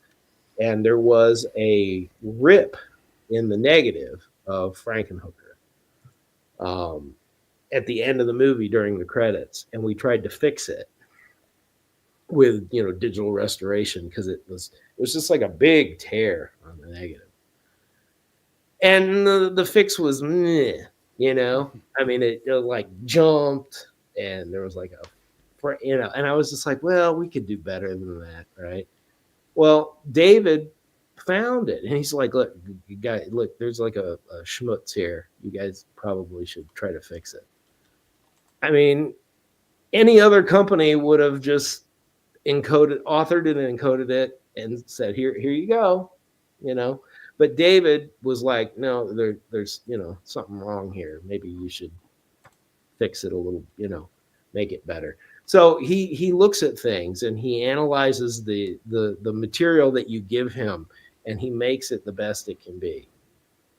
And I do the same when I'm doing a color or sound or supervision or subtitles or whatever I'm doing. I want it to be the best it can be. And we're like one-man shows, and so things don't get out, we don't put out 20 titles a month, and that's when the problems start. When you're a company that starts shoveling stuff out every month, and you end up with like, well, we put out 20 titles last month and 3 of them are recalled. Yeah. So these big 12 disc sets that come out of 12 different movies. Yeah. Yeah. I mean, but even big sets, I'm fortunate. I like the Beyond set, the Grindhouse set. One of my discs was horribly scratched. Like it was just like, and it was like circular scratches too. It wasn't like straight scratches. It was like they were around the disc. And, I was lucky enough because we used the same replicator. So I called the replicator. I was like, hey, you got one of these discs laying around so I can get a fixed one. And they sent it to me. But yeah, there's defects and all kinds of shit sometimes happen. And the packaging on that one too, like a lot of people, like I actually love the package of that Beyond set. Yeah, it's great. I love the book. The design is not, I guess, friendly with the. No, Universal does those too sometimes, like the Hitchcock box where they have the paper sleeves that they put the discs in. But I like that box, the leatherette look and everything. I think it's a really, really sweet set.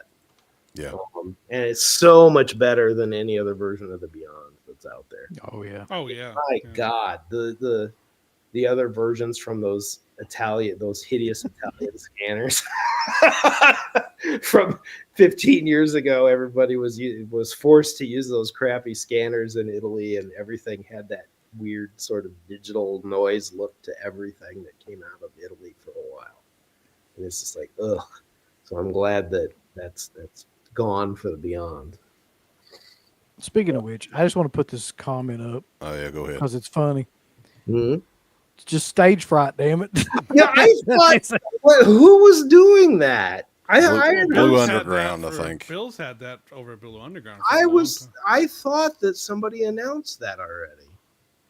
See, I had like a dream evidently because I thought Severin was doing it, but evidently that was one that it may have been Blue Underground. Well, didn't Blue Underground have it on DVD? Mm-hmm. They did. They had it, yeah. So I don't know. I mean, just like anything, time passes and you lose licenses sometimes. I don't know, but I thought that he was going to do that again. I thought that I read somewhere.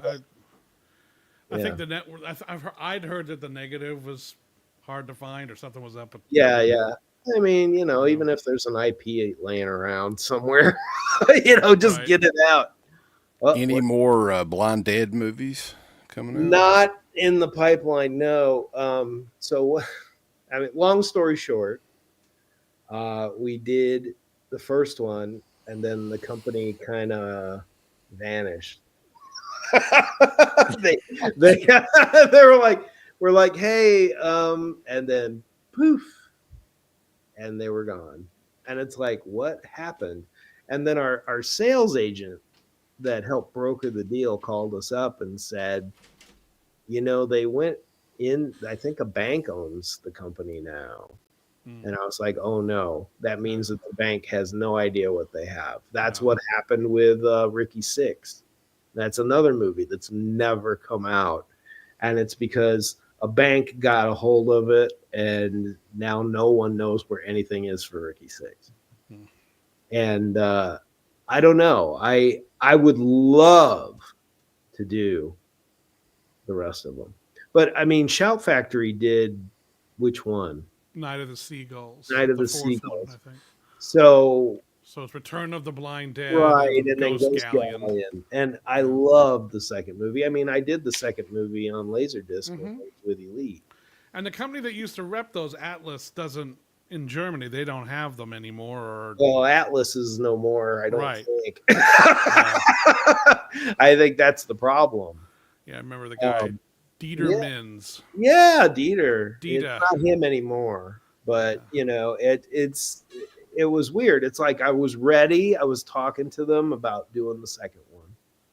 And they're like, yeah, let's see what we got. And, this and this and this. And then next thing I know, the sales agent calls and says, these guys went into, I don't know if it was like, if the right word is receivership. I don't know if that's the correct term, but they ended up with the assets of those movies ended up at a bank. And I'm just like, shit. So I noticed that, I think it was last week, in Germany, there was a company that put all 4 of them out. Mm-hmm.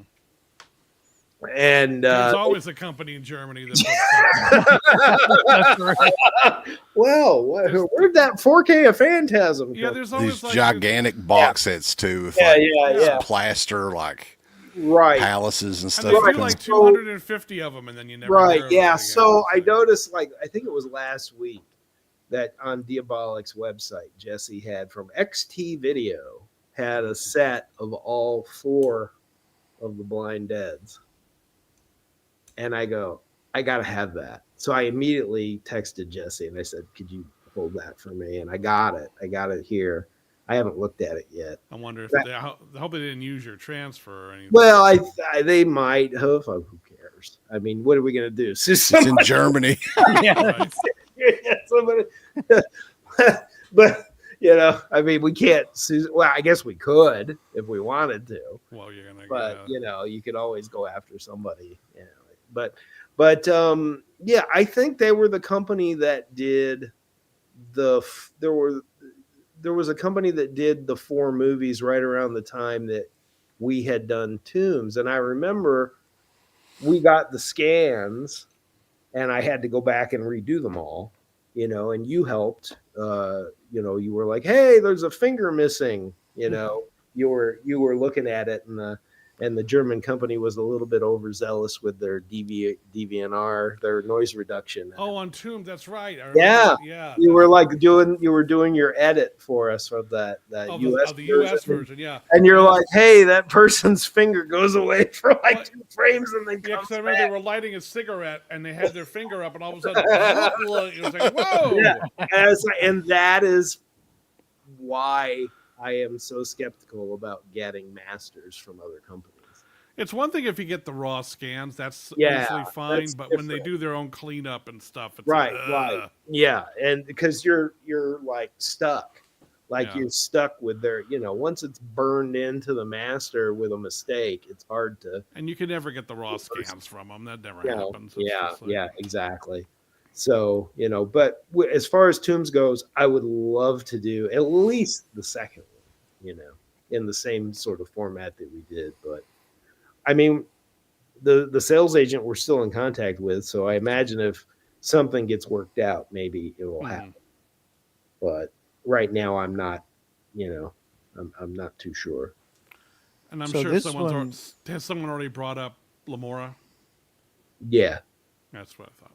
Yeah. So that one is, so, we're not doing anything with that.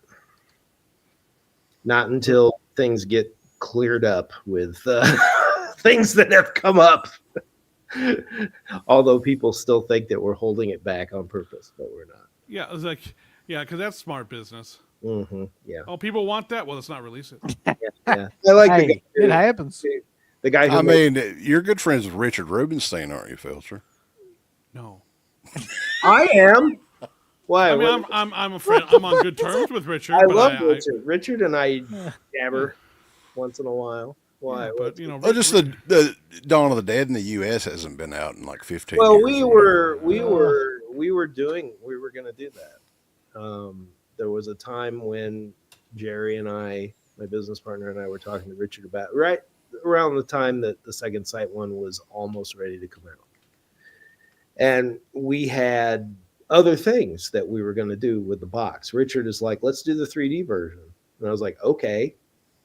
And let's do the comic. This, I think, was it the comic from Steve Niles? Yeah, I think it was. Yeah. And he was like, we could do that maybe. I got so far as to contacting the lab where the 3D version was, and we were getting ready to pull the materials to take a look and all this stuff. And we, Richard and I, Richard is Richard, and he's very smart. He's an incredibly smart businessman. He knows exactly what he wants, and he's not going to relent until he gets what he wants. And sometimes, just like we do, you and I, we change our minds.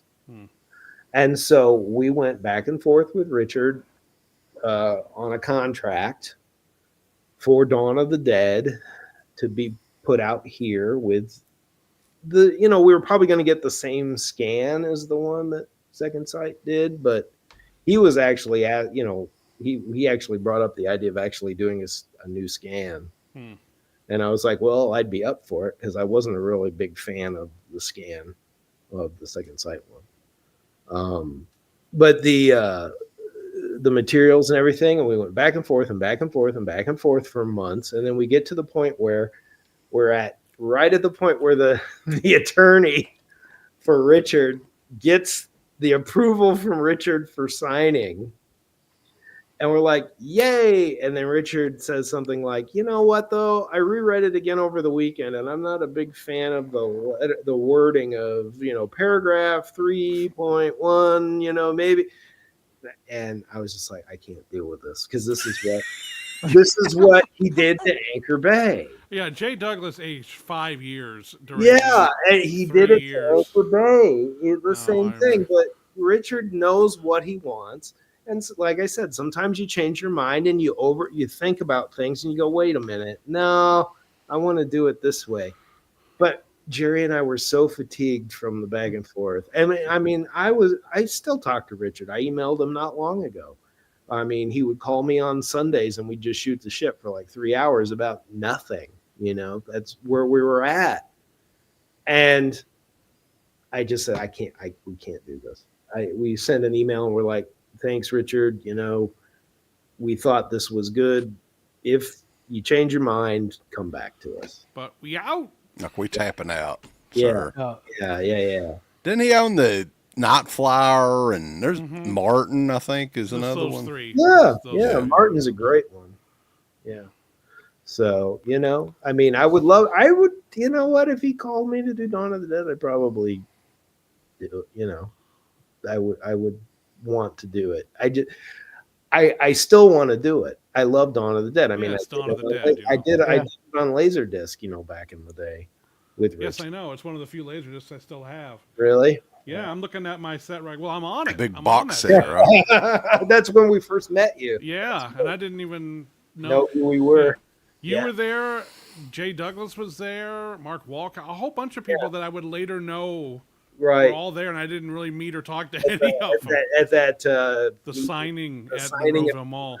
Oh shit! Is that the one from the document? Yeah. The other day where Felsher's on there. Hello, this is Mikey Felcher. He looks like he's about 17. I love it. Yeah. Well, that was they reused that from the Elite disc because Perry Martin, who directed the documentary that was on the Anchor Bay Ultimate Edition, Yeah. knew about that and said, I'm sticking that in the documentary for sure. Yeah. And I was just like, oh, that's great. I look like I'm like 17. Yeah, well, That's you so probably killer. were. I just watched that. I mean, I was probably what? What year was that? That was 96. So I was 29. Yeah, I was less. Yeah. I thought Felsher, you looked like you were 12. Well, let's see, Yeah, it was it was 96, so great. I was 23. Yeah. I was 23 years old. Jesus. Bright-eyed, bushy-tailed, talking about like That was a drove long from Charlotte, time North ago. Carolina, or something. We're all like, Yeah, I was in Charlotte. I was living in Charlotte. That was the, got one of the few. the sunken eyes and the gray hair and bald spot. And, Continuing though with the Dead movies though, Day of the Dead. Somebody had mentioned that the negative for that is still Apparently missing. it is still missing. Yeah. How could that happen? I don't know what's going on with that. No one's talking about Yeah, this. no one's talking about it. And I'm getting I've tired of it. reached out to who I thought owned the movie. I've reached out. Yeah, no Don't one's get a talking. response.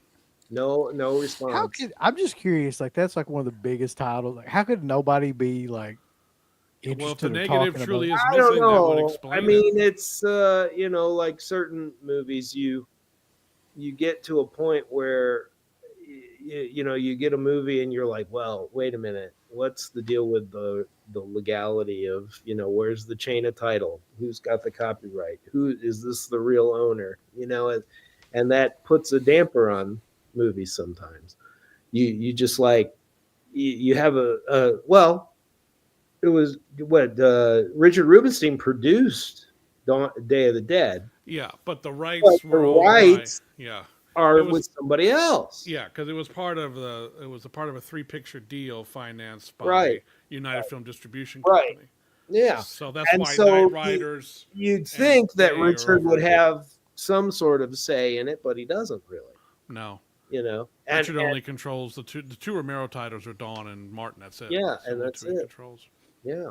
And so it can be, you think you've got a movie and you know where it is and it's been out. I mean, Scream Factory put it out how many years ago?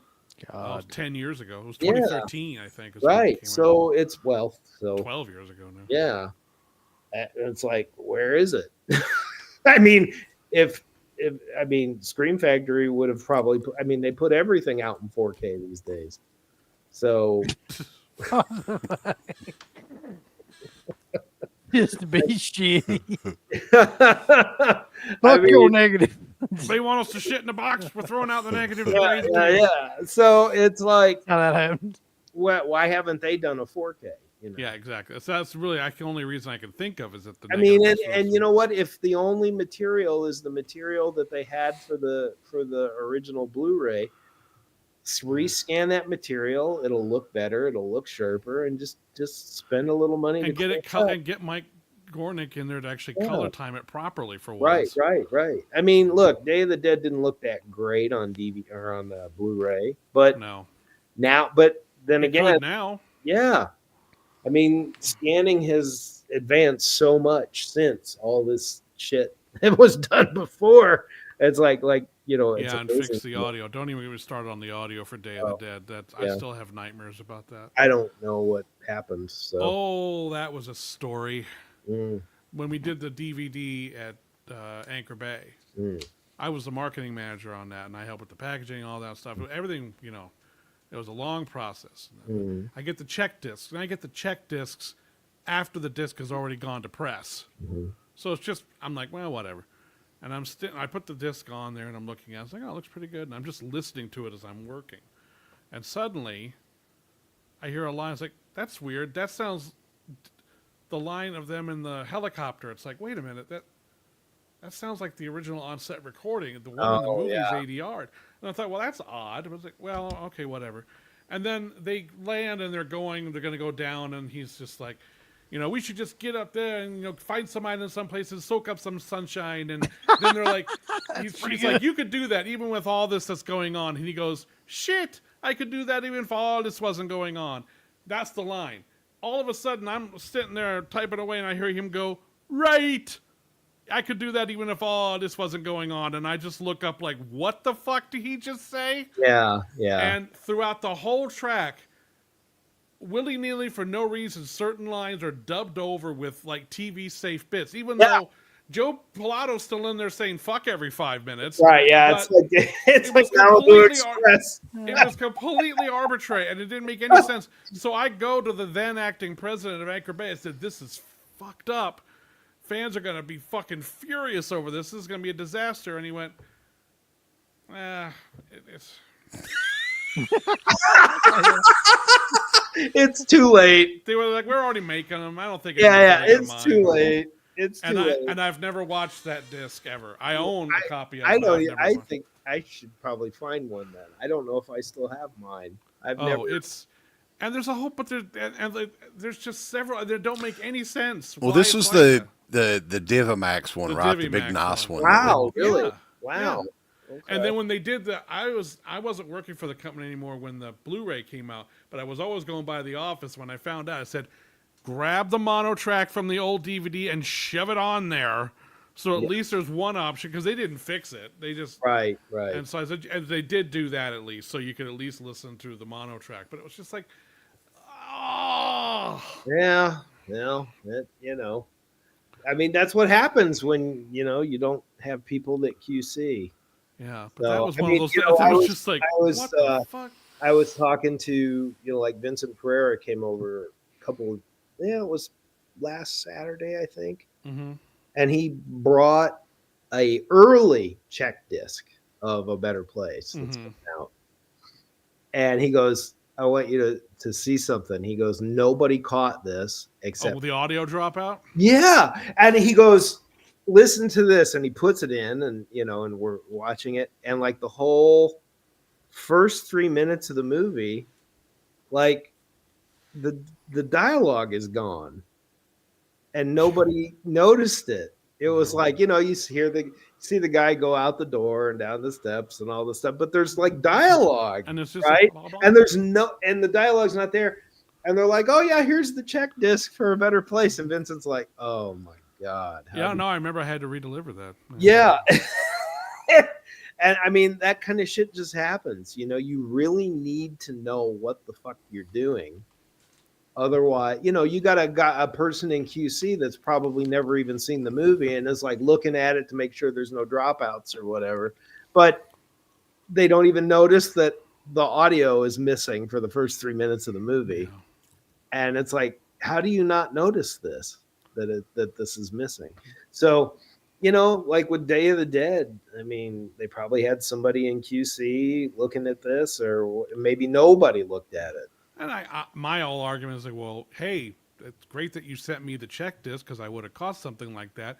Do it before you put the fucking disc into production. Well, because then what's the point? Well, remember what happened with the Evil Dead.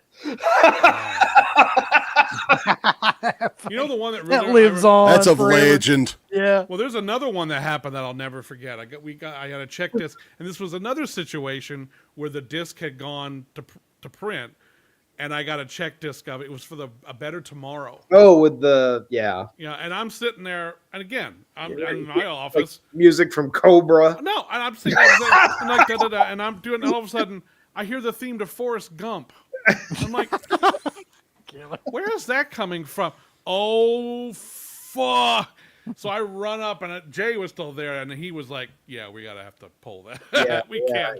Because Yeah, they had shit from like 9 Hollywood movies that some asshole had just shoved in there over in Japan. It's like, oh, thanks a lot, guys. Yeah, I mean, it's amazing to me that people just don't catch this stuff, sometimes but you got to have, a lot of people pass off movies to professional QC companies, and these companies aren't familiar with the movies that they're giving you quality reports on. They're just there to make sure that there's no dropouts, that the audio's in sync, that there's no errors in the subtitles, that there's no glitches in the video stream.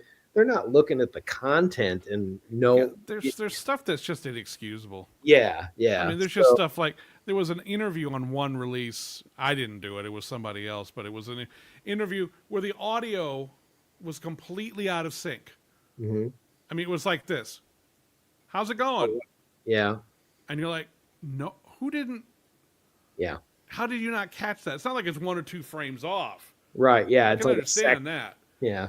But it's like 4 seconds out. Yeah. Well, it's like with the movie that we're doing with Josh. If I Had a Hammer, the company sent us over, the master to look at, and they put the temp track on it, and the first reel is fine, and then you can tell where the next reel starts, and then the audio was off. Just drifts out. Yeah. Yeah. And I was like, guys, I know you probably looked at the first 10 minutes and thought it was fine, but there's another 90. That's yeah, you need it's like it's going, and they're like, "Oops, sorry," and I'm like, "It's okay. We haven't done the audio mix yet. I know it's a temp track, but you didn't keep it in sync." No, I mean, you don't know. I mean, look, Don, on Trick or Treat, Don watched Trick or Treat probably 50 times. Way too many times. Because he had to do a pass on the 5.1, the original, the subtitles, the commentaries, of which I put 3 on there, of course. Mm-hmm. And so he has to check it for all sorts. He found all sorts of little things. Yeah.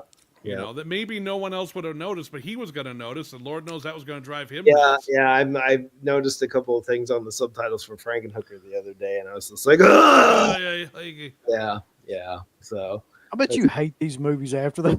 I do. You never want to see him again. I do. I hate them all. I never want to. Like 50 times watching. I'd feel That was like working I'm at Anchor good. Bay. You get so tired of looking at these movies every damn day. It's just like, I used to love these films. Yeah. So Dawn of the Dead, for example. Yeah. It's like my favorite. Like my favorite horror movie is The Exorcist. My second favorite horror movie is Dawn of the Dead. I don't get any enjoyment out of watching either one of them anymore. It's like, really? Like with Dawn of the Dead, it's just like I've seen it so many times and worked on that laser disc, and just the tedium of of putting everything together and going through it frame by frame and making sure you're not missing something. But the end result is we didn't have to, knock on wood. We Yeah, didn't recall on Trick or Treat. Right? Yeah, I mean, everything's fine. I don't think in 32 years I've never had a recall. So I mean, I'm not saying that I'm ever not going to have a recall. Yeah, but nobody's perfect, but some of these other things are just like, this is just lazy. Yeah. This is just really lazy. And that just, Speaking of which, it leads us to this Mario Bava set that Scream Factory announced. The Darren's asking, like, why do you think they're doing just the... Well, these aren't new scans, right? Wait a second. So I saw this. This is funny that this question is coming up. I thought someone's name is about to come up. I know who's going to. No, I'm not mentioning the name. Okay. But if you look at the contents of that box, they've all been out before on other labels. Mm-hmm. And I'm sure they're not new transfers. Oh, no. Now, I'm not positive, but I'm looking. I looked at that box set and I went, okay, that's his too. Yeah. That's his. That's that guy's, man. Because, I mean, remember, I worked on Baron Blood and Lisa and the Devil back in the day. Yeah, for this individual. Yeah, and I'm just like, okay, so he's just hawking these transfers again. Mm-hmm. I don't think they're. I mean, look, you ask Scream Factory to clarify if they're new or not. They normally, in the description, say. Yeah, they were. I mean, Kino put a bunch of these out before, and they probably don't have them anymore. But the digital masters are probably. Didn't Arrow in the UK did like a Everybody's set? done them at one point or another. I mean, they've. And then I was looking, like all of the movies were in the 2 Anchor Bay DVD sets that they did back in the day. It's the same movies. And I don't think any of Tim Lucas's commentaries are on this box No. set either. I don't know. Which is like, well, then, Jesus Christ. Yeah, I don't know. But you trying to figure out the point of this box set, other than just to have all the movies together. To answer that person's question, if I was a betting man, I'd say it's not coming out in 4K. No. Yeah. I would think that it's just the same old masters that are out. I mean, isn't Kidnapped on there too? Yeah. Yeah. Okay. Yeah, So the that's there's that's the lineup. yeah. That's There's the, the answer. Yeah. yeah. It's the same stuff. It's if you've got the Kino, Black Sunday or whatever. If you got those that I bet you they're just going to be different encodes. That's all. Same masters with different encodes. But you know what? I'm probably going to order it because I don't have a lot of those. Mm-hmm. I probably will get it anyway. So, I mean, it's the 13 movies for how much is the set? It's like 180 and the bucks. artwork is off. I do like the artwork. Yeah. So, but I do not think that the 4Ks are imminent. Shit, I was hoping like Arrow or somebody would do them in the UK. Maybe they would. I mean, I don't know. I mean, you never know. Somebody eventually will. I mean, I don't know if this person owns the rights to all of those in the other countries. I'm not so sure. But you never know. I mean, look, I worked with him on Baron Blood and Lease and the Devil, and I've seen some of the other stuff, and the masters are fine. I think Twitch of the Death Nerve looks okay. So I mean, I just don't think there's going to be 4Ks of those anytime soon. I think you're going to be pretty safe if you order that box set. Because I've got like 3 or 4 of those, but I don't have all 13, so I'm gonna probably get the set. So another title that keeps coming up over and over again is Anguish. Like trying to figure out who owns Anguish. I don't, that's remember. the Zelda Rubinstein thing, right? Yeah. And when we did that at Anchor Bay, I think that one came through Bill back then. Yeah. So I don't remember. That's one you would definitely want to do, right, Sleepy? I would love to do that. I would do that. And I know you guys want me to do that because you just love saying the director's name so much. Big ass, baby. Big ass Luna. So mature. So mature. Yeah, I could have sworn that one came out recently in a foreign disc. Not necessarily remastered, but some fancy new cover. Yeah, I think it was like a French Blu-ray or something. Yeah. So, that one's a good one. But, well, we're going to be busy for a while. So, Mike, you can get Anguish, but we have to finish all this other. I don't want to take on anything else right now. I'm already not handling all the shit I got now. I can't. Yeah. Give me those goddamn subtitles, will you? Yeah, I've got that email. They offered to translate. We can translate Hillbilly for you.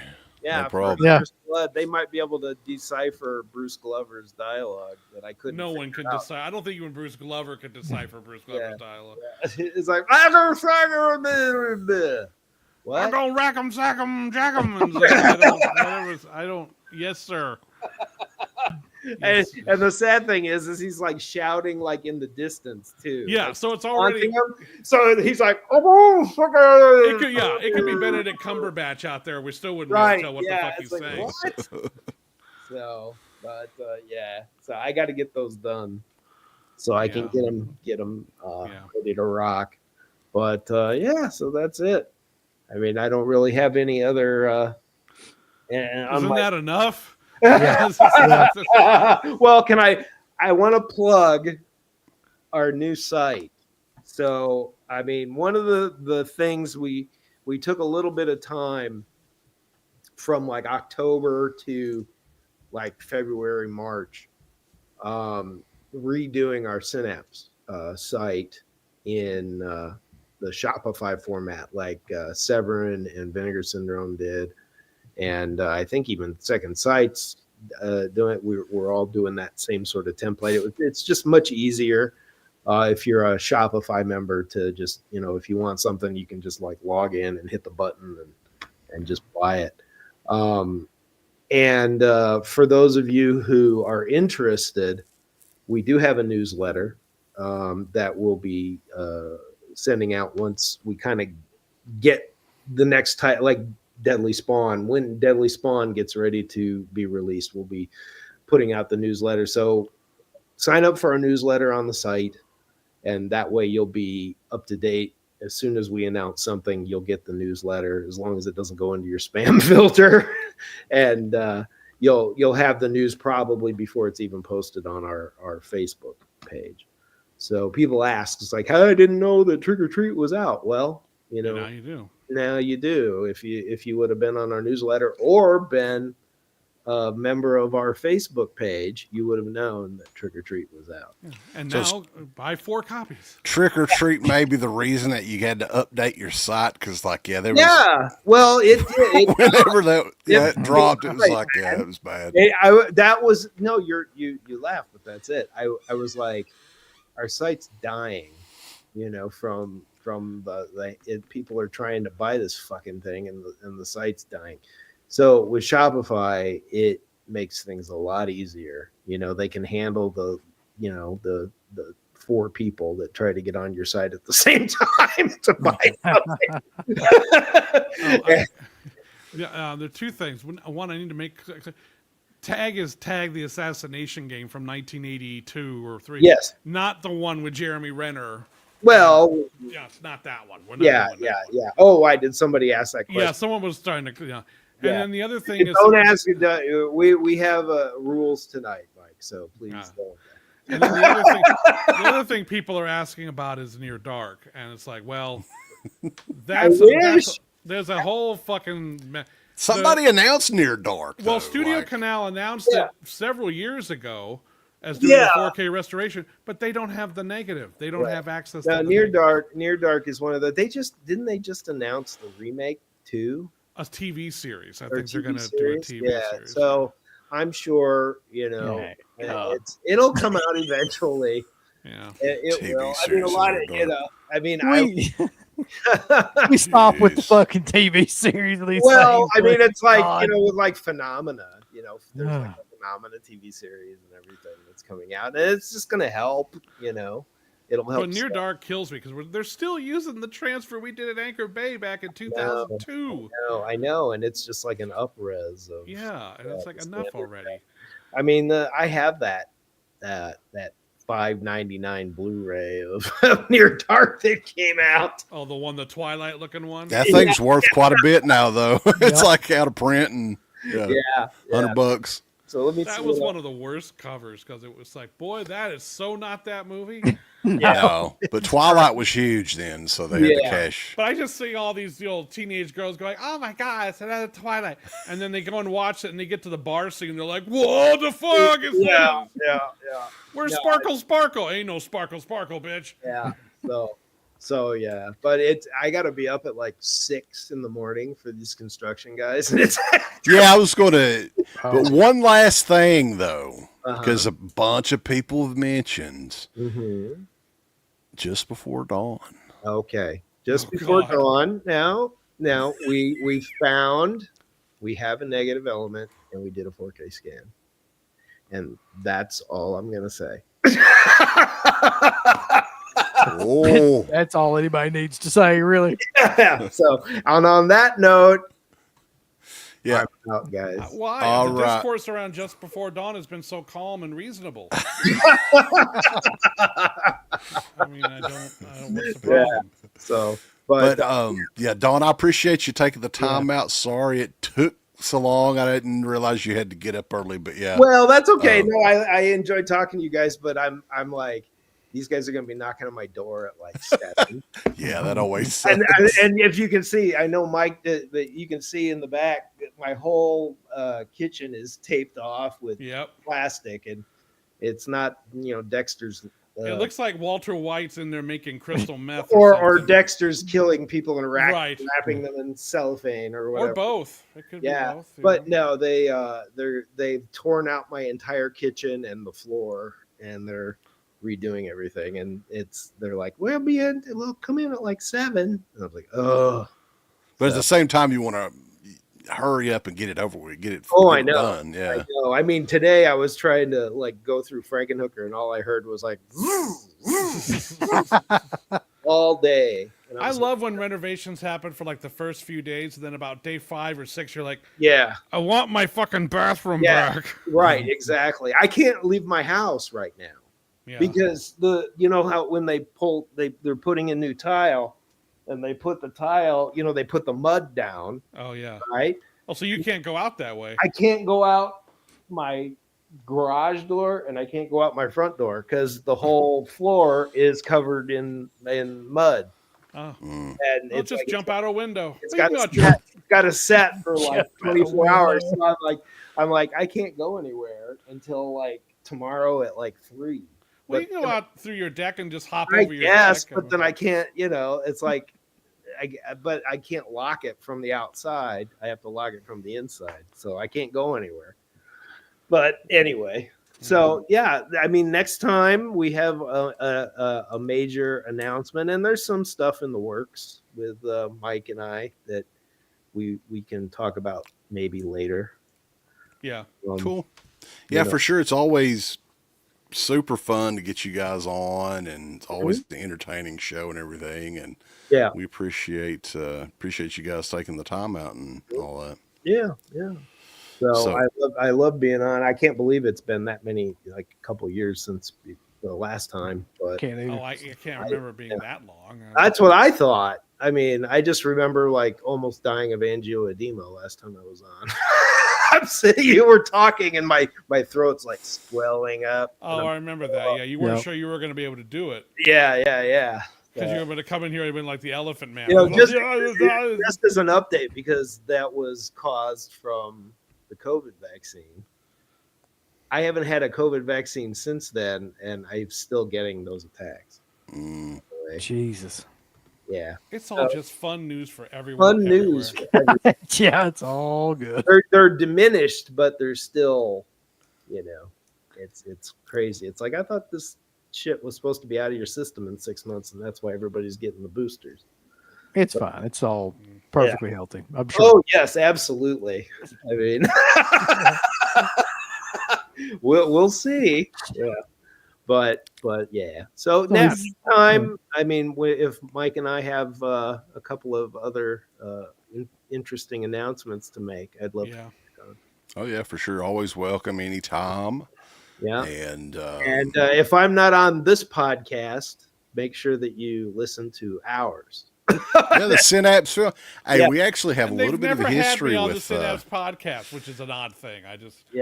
Tim O'Sabin, who used to make these little, like, I think Kevin Strange was the filmmaker. He was buddies with him, and we kind of knew him through that long before he worked with you guys. Yeah, and you probably know, 15 years ago or longer. Tim was very, very good friends with Intruder guy, Danny Hicks.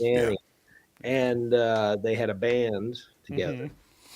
I have their CD somewhere. Well, one of the things that we're going to add to our Intruder 4K set is a CD of music with Danny. Oh, cool.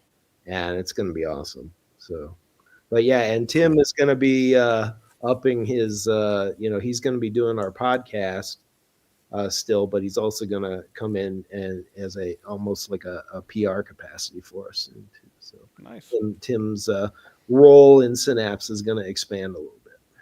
Cool. Very cool. Yeah, he's a good guy. Yeah, he's great. But, yeah, guys, we appreciate it. Everybody tuning in and everything. Over 200 and some odd people the entire night. Oh, nice. So definitely thumbs up and check out Red Shirt Pictures, Synapse Films, and of course, DEADPIT.com. Oh, yes, my favorite documentary. Into the Pit, the shocking story of DEADPIT.com is back out on DVD. Yes, me and my Undertaker. We love watching it. It's a heartfelt, emotional documentary about a couple of hillbillies in eastern Kentucky that started their very first radio show. Oh, Get your copy today. IntoThePitTheMovie.com. Buy 4 or 5 copies, yes. Get them autographed. IntoThePitTheMovie.com. Oh, yes!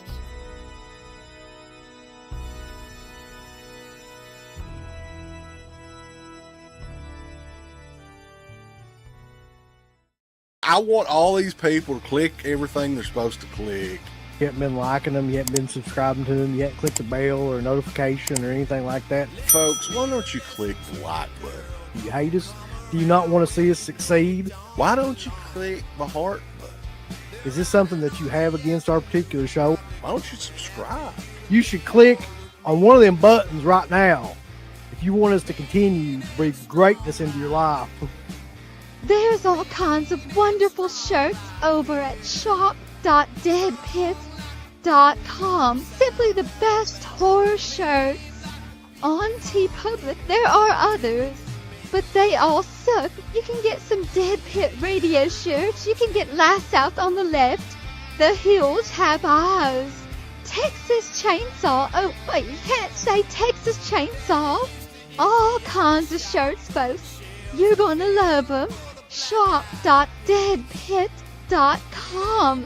Special thanks goes out to our supporters on Patreon. You know what kind of stuff you can get on Patreon, Uncle Bill, starting at only $1 a month? What's that?